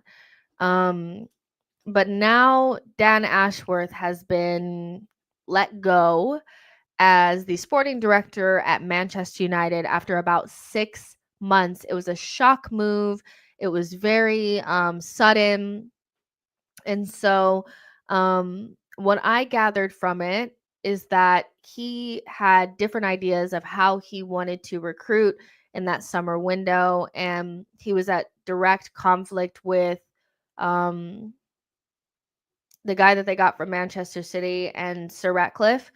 And he wanted a different manager. And that was one of like the bigger tiffs that they had, is that the club went and Ineos went with Almerim and he wanted Southgate. So that the minimization of the role, especially because like just like with Edu, if other people around you have more power than you as the sporting director in recruitment, you are not in a place where they respect your opinion and you should go. So I feel like Edu made the right decision. I feel like he probably made the right decision. But where does that leave Arsenal in these conversations? Why is Arsenal in these conversations? And one of the biggest reasons why is because he is friends with, I think, Tim Lewis, is what I read. He is friends with Tim Lewis, or somebody that's in the higher ups at Arsenal. And so, because he's available as well, he's become somebody that's high up on the list. He's friends with Richard Garlick, because they work together at West Brom. West Brom.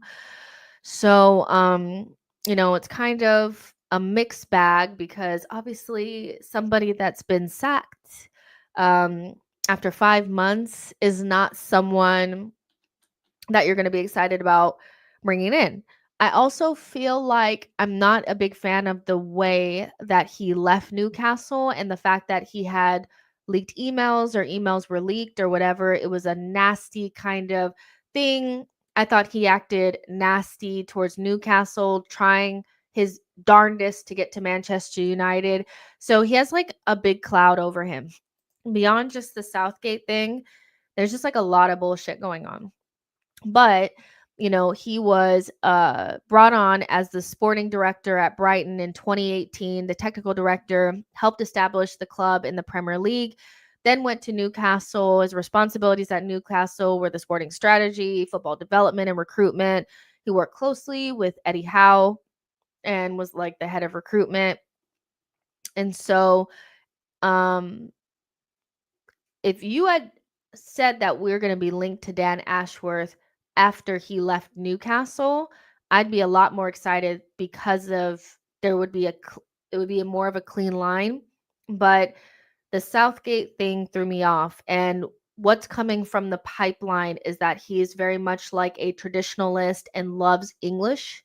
He's like an English down kind of guy, which isn't too dissimilar from Arsenal. I feel like we have a very heavy emphasis on the Premier League, recruiting in the Premier League, English talent, but wanting Southgate as a potential replacement at Manchester United, I would be afraid of what he would bring to us. And so it's interesting one, because if you talk about anybody that helped build Brighton up to what they are right now, they can identify talent. That they can identify talent. So it's not about that. It's more, I think, just what has happened since then. And, his recruitment at Newcastle in those first couple of years was lauded by a lot of people. They brought in Bruno Guimaraes. They brought in Isak. They brought in Anthony Gordon. So it's not like he can't identify talent. It's just the mess. And so I'd love to know what you guys think, because if he's friends with Richard Garlick, that does make him a key candidate for Arsenal, because they will go with somebody that is connected to one of these people, that either Arteta or Garlic or one of these. And he's also available. And he's also Premier League proven. All of the things that Arsenal look towards when they recruit. And so I am hashtag scared. So yeah, I want to know what you guys are thinking.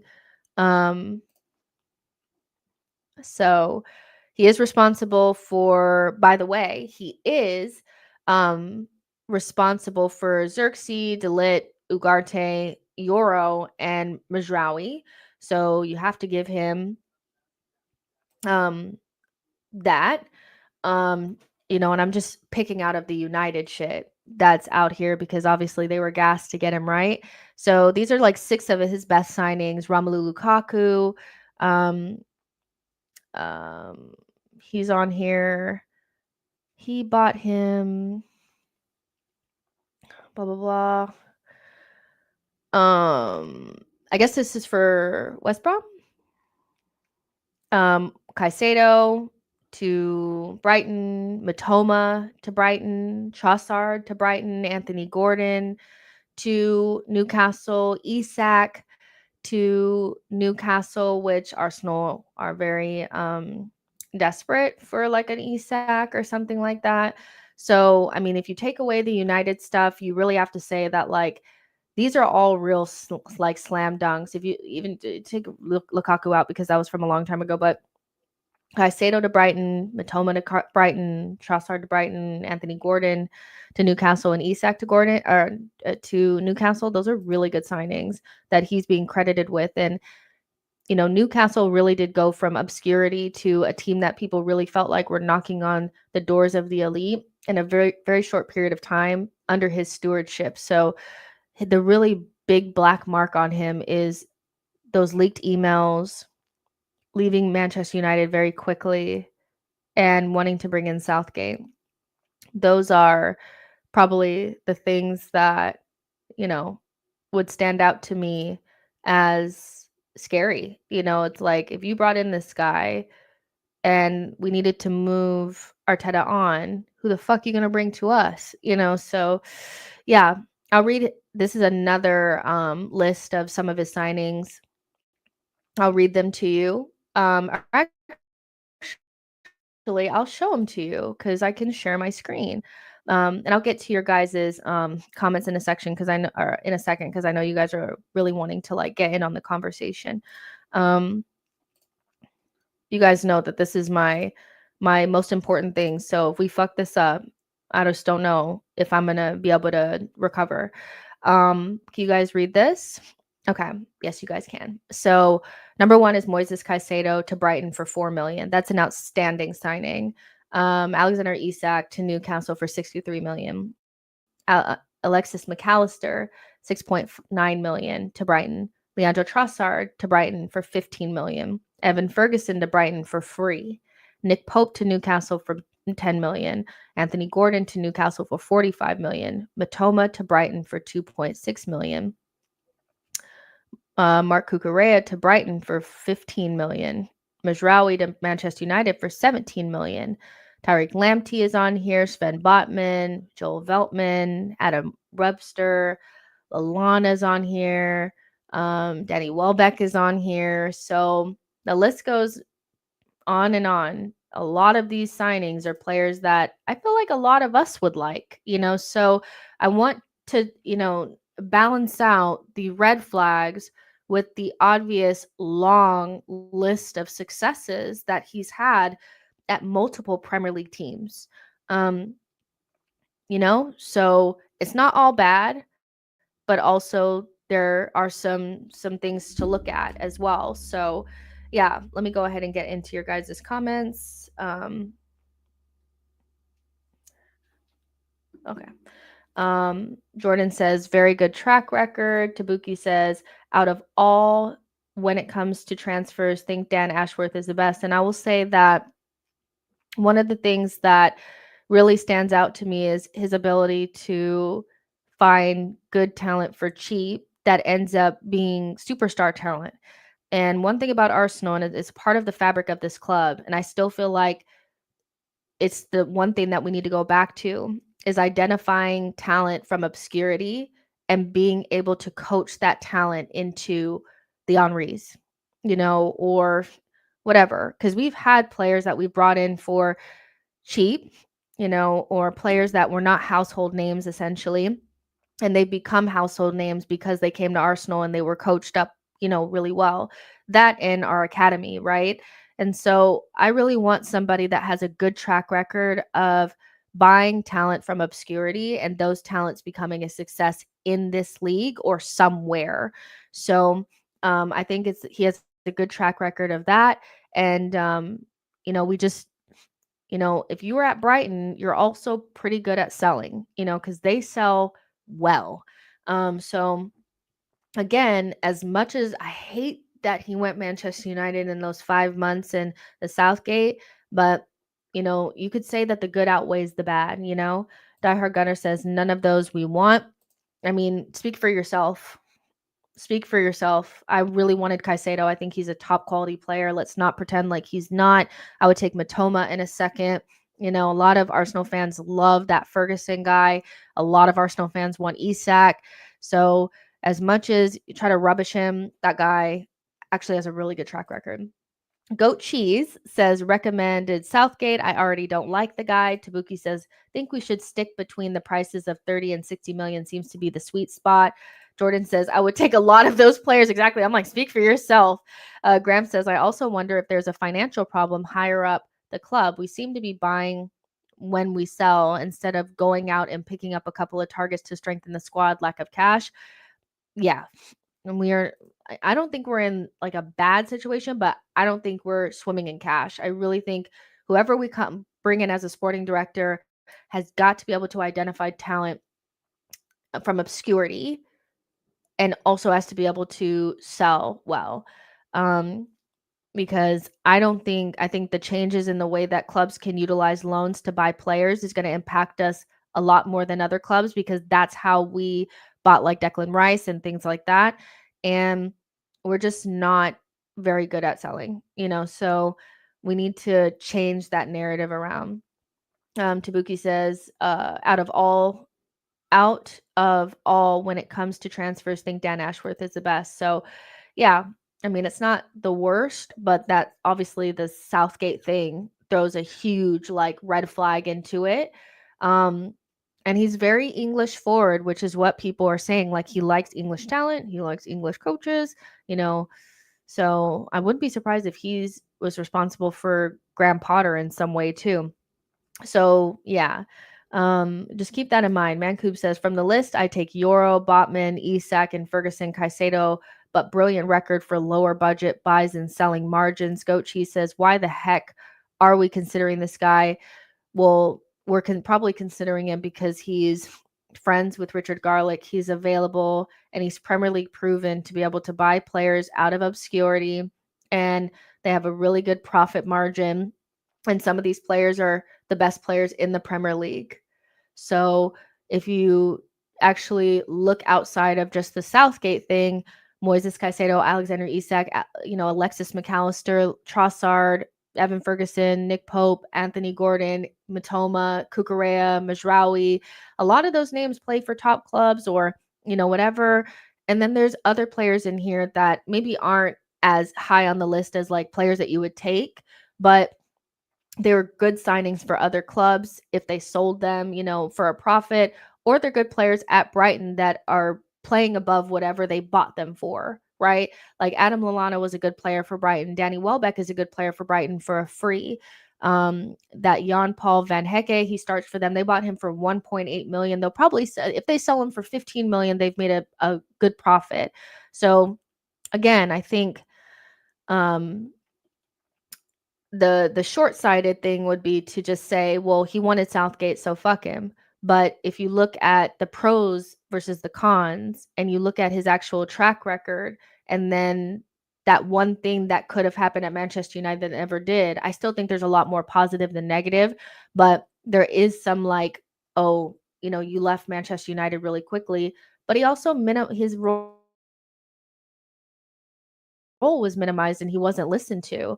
But in the midst of his role being minimized and him not being listened to, he did bring Manchester United some decent players. I think Majraoui is good, and I think Lenny Yoro is good. So yeah, it's kind of like a midway thing. Let's see. Foxy says, no way is Ashworth getting credit for Brighton's recruitment and Isak for us. That is insane. Isak was before he arrived. Brighton's recruitment from Tony Bloom's company, Star Lizard. I guess you can take it off of there. Even without Isak, though, his record is good, and you can't take all that Brighton stuff away from him. You really can't. I'm sorry. Brendan says, I think we just need a Lookman and Isak, then the squad will be perfect. So yeah. Let's see. Elliot says Ashworth buys for less and sells for a profit, right up Arsenal's self-sustaining alley. And so, yeah, I mean, I would say that out of all of the people that we looked at, he's probably the one that you can look at the closest and be able to discern whether or not you like the guy, because you know the players and you know the clubs and all that kind of stuff. The other players or the other people are a little bit different, because if you don't watch La Liga, or you're not well versed in Real Sociedad, or you're not, you wouldn't be able to identify, but this is a little bit clearer. So we'll see. There's 750 of you guys watching on all platforms. The last thing I want to touch on is Arsenal targeting João Pedro for £54 million bid. I don't know when this will happen. I don't know if this will happen. I like the player. Is this the player that we should be looking at? I don't know. You guys tell me. But Arsenal are linked with, I feel like, any player playing on a team that's a little bit more of like a mid-table-y or upper mid-table-y team kind of thing, and can play striker, then it's like, okay, well, Arsenal should be interested in him. Last week it was Mateus Cunha, who I've been watching over the last couple of weeks and have been maybe less than impressed than other people. I don't think he's crap or anything, but he's just not like my favorite person. João Pedro to me is probably a little bit more my speed, but is he the guy that's going to score the 20 plus goals? Do we need somebody to score the 20 plus goals, or do we need an upgraded version of Jesus, which is what a lot of people are saying? They don't want just a traditional bagsman. They don't want somebody that just gets on the end of crosses and just stands in the box. They want somebody that does those things that Jesus does, but will score more goals. It's really rare to find players like that, so, but Arsenal are interested in signing João Pedro and will be prepared to pay around 60 million for the Brighton striker. It's just, yeah, he's another person that's being linked. Yeah, I mean, he's a good player. Like, he's a good player. It's just, is he the type of player that in our environment is going to explode? Because I think we all know that we need somebody that is going to take us to the next level. Now, do I think if we bought him right this instant, we would be a much better team? Yes. I think when you have a Jesus in the form that he's in, a Martinelli in the form that he's in, Sterling, Kai Havertz in the form that he's in, if you bring in somebody that's actually on form and is playing well and has, the footballing IQ and the technical ability in this league to play at a high level, they will instantly make you better. Are they the superstar that everybody's looking for? No, he is not that. Could he become that? You guys let me know. He's a good player that probably in an ensemble of attacking talent is probably more impressive than if you want to just bring in somebody that's going to solve all of our problems. He's not somebody that's going to solve every single problem. But, like, let's say that you had your top quality left winger and you had a good striker and you wanted to add João Pedro, then in an ensemble of an attack, that's great. But he's not. I don't think he's going to solve every single one of your problems. But am I turning him down? No. Tabuki says João Pedro for 55 makes no sense with Osimhen available for 65. We're not getting Osimhen. We've never been linked with him, and there's just no. We're never going to get him. Mancoop says left wing before João Pedro. Otherwise, no creations from the left. I mean, but can he help with creating the chances for Martinelli? Martinelli will be here, so it's kind of like he can create chances as well. Jordan says Cunha always gives Saliba and Gabriel issues when he comes on. When we play Wolves, I get scared. I can't lie. Really? I don't. Um, Jordan says Cunha is tall, strong, has good IQ, and has a cannon for a shot. João Pedro is good, but ain't that good. Such is so interesting because actually, when I watch Brighton, I think João Pedro is a better player. Cunha is less impressive to me when I watch Wolves, but he's playing in a lesser team. Um, he has less goals, that's for sure, but he hasn't played all the games. He's only played 9 games. So 7 goal involvements in 9 games is good, you know. Um, but Cunha all of a sudden has become this player that everybody rates. And when I watch him, I just don't get that feeling. I know he's like 6 foot or whatever, so he's taller, but also João Pedro is tall. He's 6 foot too. So there's no difference in the height.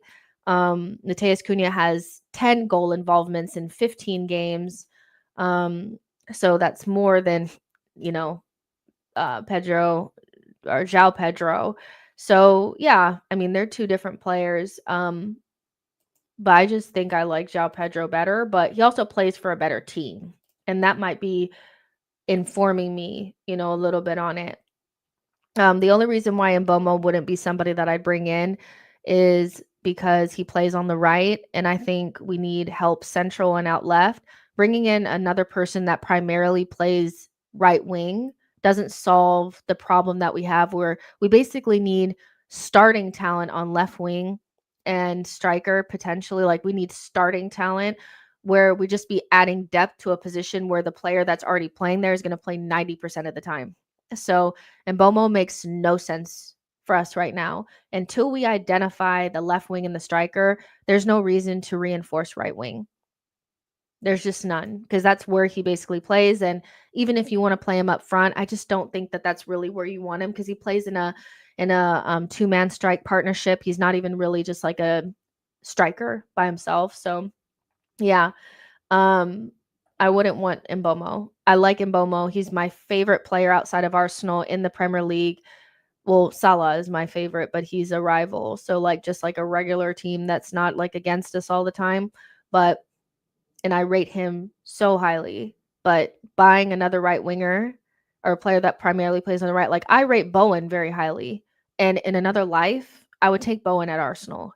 But to spend 60 million or whatever West Ham would want on a player that primarily plays in Saka's position when your left-hand side is a dumpster fire just feels like a misuse of funds. And people, but just move somebody else to the left.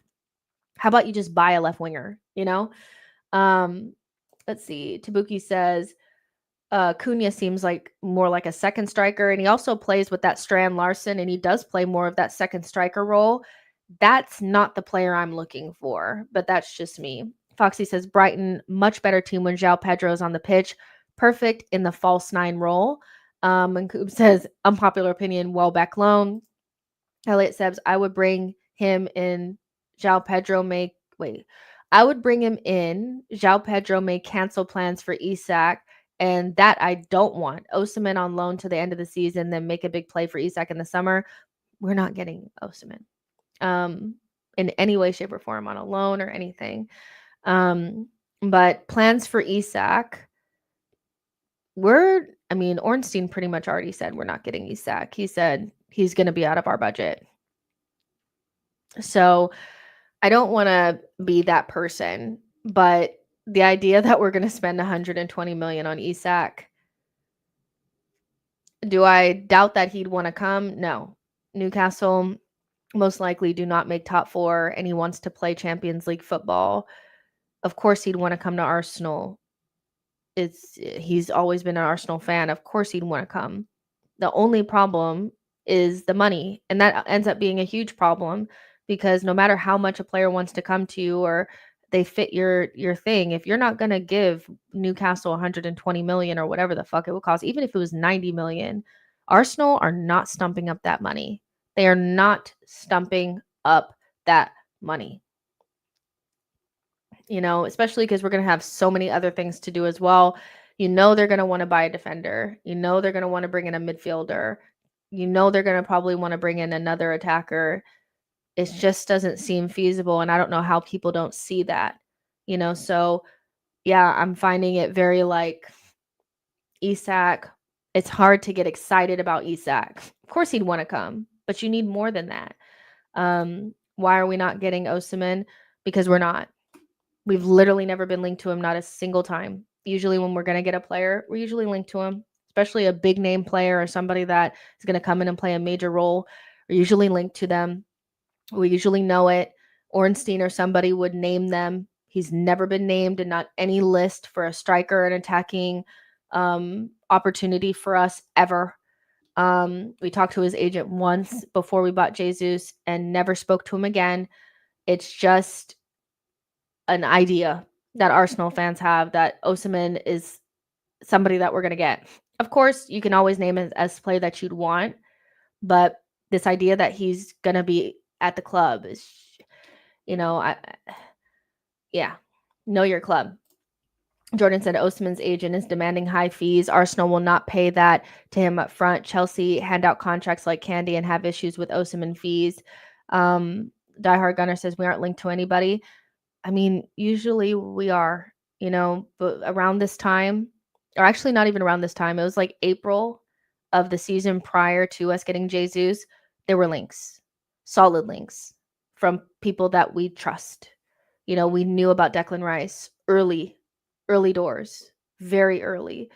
Usually if we're going to make a big signing, we know about it.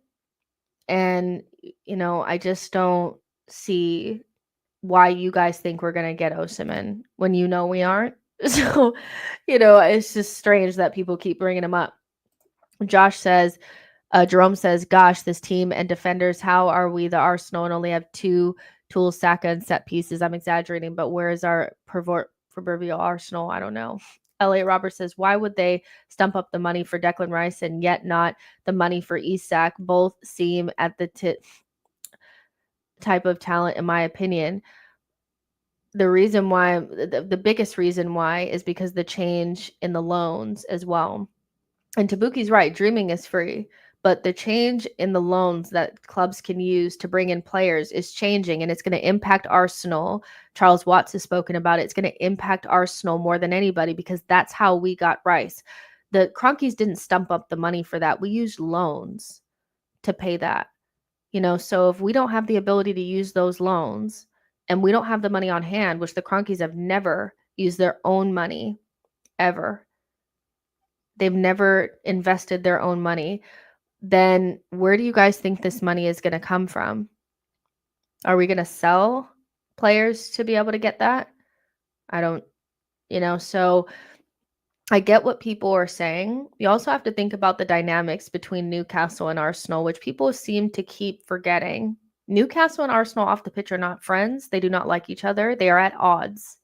And so if you think they're going to give us favorable terms as well, like they're not going to ask for the majority of it up front, which Arsenal always pay in very small increments because we rarely have the money up front. I'm just saying the likelihood of Isak.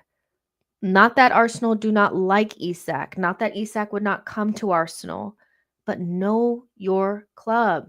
And there's very accessible and reliable information out there that make it very unlikely that we'll bring in Isak. Also, on top of the fact that multiple mouthpieces that usually speak for the club have said Arsenal like Isak, but he's probably out of their budget. So I feel like at some stage, unless something major turns around, I just don't see how we bring him in. Jonathan says Isak will definitely leave next season if they don't make Europe, though. And they'll sell him to somebody that will stump up the 100 and something million, which will most likely be a Chelsea. It probably won't be us. Let's be real. Foxy says, yep, agreed, Jess. That situation is a big stumbling blocks for clubs now, like Arsenal making £100 million signings.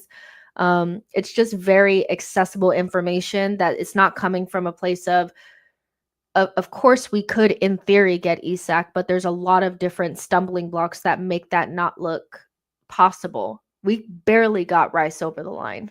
because we had the loans that we could use. Those loans are not going to be available to us anymore. And when people talk about doing release clauses and things like that, that means that you have to have the money all up front. That makes it even more difficult for Arsenal to do a signing if it's something that's above like 30, 40 million, right?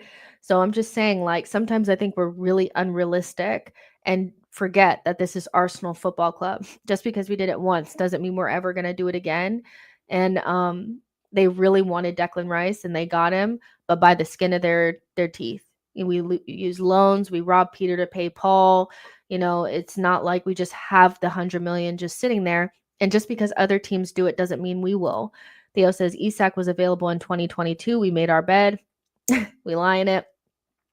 Jordan says we need to stop using money as an excuse. We spend a lot, but our selling has been shambolic under Edu's tenure. Hopefully a new director fixes that. And that's why I'm so big on that being our biggest signing, is because players become more accessible to us the better we sell. If Arsenal sell better, buy better first, and then sell better second, then we'll have the money on hand and won't have to use loans. We'll be able to actually pay for players the way that we should be, because the Cronkies are not going to use their own money. So we need to find a self-sustaining way to be able to buy these players. And so that comes from a sporting director that can actually identify talent, and that talent can be like, sold for more and all that kind of stuff. But right now, money is an excuse. Jonathan says if Chelsea keeps spending like crazy, we have to up our spending. They will pass us again in no time, small window. Foxy says I could see Chelsea offering for Isak and including players in exchange like Madueke, who won't have a future at the club soon, with Estavo arriving. And I think Foxy has a point that not only do Chelsea have players that Newcastle would want, but they're on the same page outside off the pitch. If you guys remember that diagram, it said Arsenal, Liverpool, and all of us are on one side, Chelsea and Man City and Newcastle are on the other. And so not only will they want to sell to Chelsea, because Chelsea are also a club that they would be more friendly to, they'll offer them better terms, or Chelsea will pay the money up front. Because Chelsea usually, basically how they got Mudryk is that they offered better terms. They wanted to pay more up front and more overall. And so he could end up going there. Chelsea are interested in Isak, so, and like he already said, Madueke is a player that they would want. Do you guys think that they're going to want Martinelli? So if they can get Madueke. So yeah, I just feel like we have to be realistic sometimes. And, obviously you want to change your reality. And that's where the sporting director comes in, because the sporting director can help us change our reality, meaning we can buy better players. But our reality at this moment is not like realistic that we're going to get Isak. Like, it's just not. So yeah, we are not outspending Chelsea. None can outspend Chelsea. Their owner is ruthless and a madman. Jerome says 65 million is actually a big deal for Arsenal, and I think Kai was a bad use of those funds. Nice guy, but could have better used. And yeah, it's just one of those things. 65 million is a lot for Arsenal, and there's a direct kind of like ripple effect from the summer that we spent 200 million, because the next summer, which is this past summer, we didn't spend a lot. We had to sell to buy. We bought Marino for like 30 something million, Calafiori for like 40 million, and got Sterling on loan. If you don't think money is a problem at Arsenal, or we have to mind our finances, it's strange that it's like you're not thinking. Arsenal definitely need to look at their finances. We're not the type of team that can just go out there and spend. But yeah. Like, that was a lot. We've been on here for 2 hours, and I wanted to spend some time because we have a game tomorrow, but there was also some other things too. The Dan Ashworth stuff, I wanted to look at that, and the João Pedro thing. So hopefully you guys have enjoyed the stream. I've enjoyed doing the stream with you guys. Tomorrow we'll do our post-match, usual match reaction for the Monaco game. I'm not going to say I'm excited, but let's just see how it goes. Um, let's do some score predictions before we get out of here. Like Nostradamus says, I'm gonna go with a 2-0 win for Arsenal. We need a win. We need to make Fulham not make it a blip and not, a 3 or 4 game period of nonsense, because we have very winnable games against Crystal Palace, twice Ipswich, Shakhtar. These are the types of games that we need to be racking up the points, and we already fluffed up Fulham. So, yeah, 2-0 is probably as far as I'll go. But I'm also going to be looking at the reaction from the players. I feel very concerned that they weren't up for a game against Fulham, and a London derby where Liverpool weren't going to play, and we had the opportunity to at least place some even false pressure on them by playing early and then them having to win and making that, gap a little bit smaller. And it wasn't just that, I mean, the system was messed up and all that kind of stuff, but I actually was really disappointed in just the lack of, they weren't locked in. I always say that. You can always tell when Arsenal are locked in, they play like they did against Sporting. When they're not locked in, they play like they did against Fulham. And it's very similar to the game last season against Fulham. And you should always be up for a London derby. It was really strange. And so I need a reaction. Guys need to be running hard, pressing, winning their duels, not just letting, I mean, the Fulham goal was 21 passes and not a single Arsenal player tried to intervene, press, nick a ball, nothing before they scored that goal. So I don't know what they were doing, but I want to see the team prior to the Fulham game and not that team that was against Fulham. So I need to see a response and also a win, getting closer to being in that top 8. We could theoretically go all the way up to second with some circumstances, but at the very least, we can get into that top 8 and then start looking at the next game, So I'm going to go with 2-0. Nostradamus says Wanieri gets 30 minutes tomorrow. Jonathan says Monaco is a talented team, will be a tougher game than people expect. It is going to be tough. Elliot says it's a shame that the Cronkies can help build the spaceship city in LA along, as well as build football, basketball, and hockey champions, but can't buy the talent with AFC for multiple titles here. And Jordan says, I'm not watching that match. I can't keep watching this boring football where we keep spamming crosses for no reason. Vic says, why is Arteta being paid $15 million in wages even though he has won nothing? I don't know. Jerome says, how much do you blame the players versus the system? I think for the most part, I think I blame mostly the system. I think the system and the way that we play and the way that Arteta, because we play like this all the time. So if Arteta didn't want us to play slow, take extra touches, spam crosses, things like that, then we wouldn't, because Arteta's a control freak and he wouldn't allow it to happen for multiple games. This is what Arteta wants. And I think the system doesn't get the most out of the attackers. Defenders are pretty fine, like it is what it is, but our attack is sorely missing some fun, some invention, players getting closer together, switching positions, 1-2 touches, playing attacking football, and so I actually think the system is more of an issue than anything else. I don't think these players, the players have to be culpable for some of the things that happen against Fulham, but I think the most part is if we were playing a better brand of football, I think you get better performances,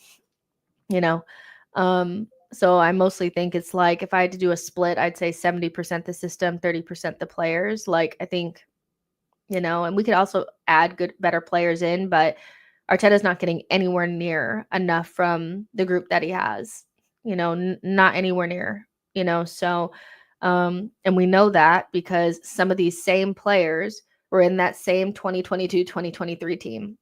And yeah, some of them have fallen off, but the fall off is so drastic that I just cannot imagine that it's just, well, they're just shit now, they just woke up and were shit, I just can't see that. Arteta needs to take some culpability. He's never held accountable, especially from people that are not Arteta out, if that makes sense. People that are Arteta out always blame Arteta. He's always the main issue. And people that are not Arteta out never hold him accountable. It's always the board has let him down, the players have let him down, the injuries have let him down. But, it's not out of the realm of possibility that somebody that's only been managing for 5 years probably makes mistakes, so yeah. Um, but yeah, make sure you guys like and subscribe on your way out. I'm going to enjoy the rest of my evening, do some work and stuff like that. But I will see you guys tomorrow for Monaco. And yeah, talk to you guys then. Bye, y'all.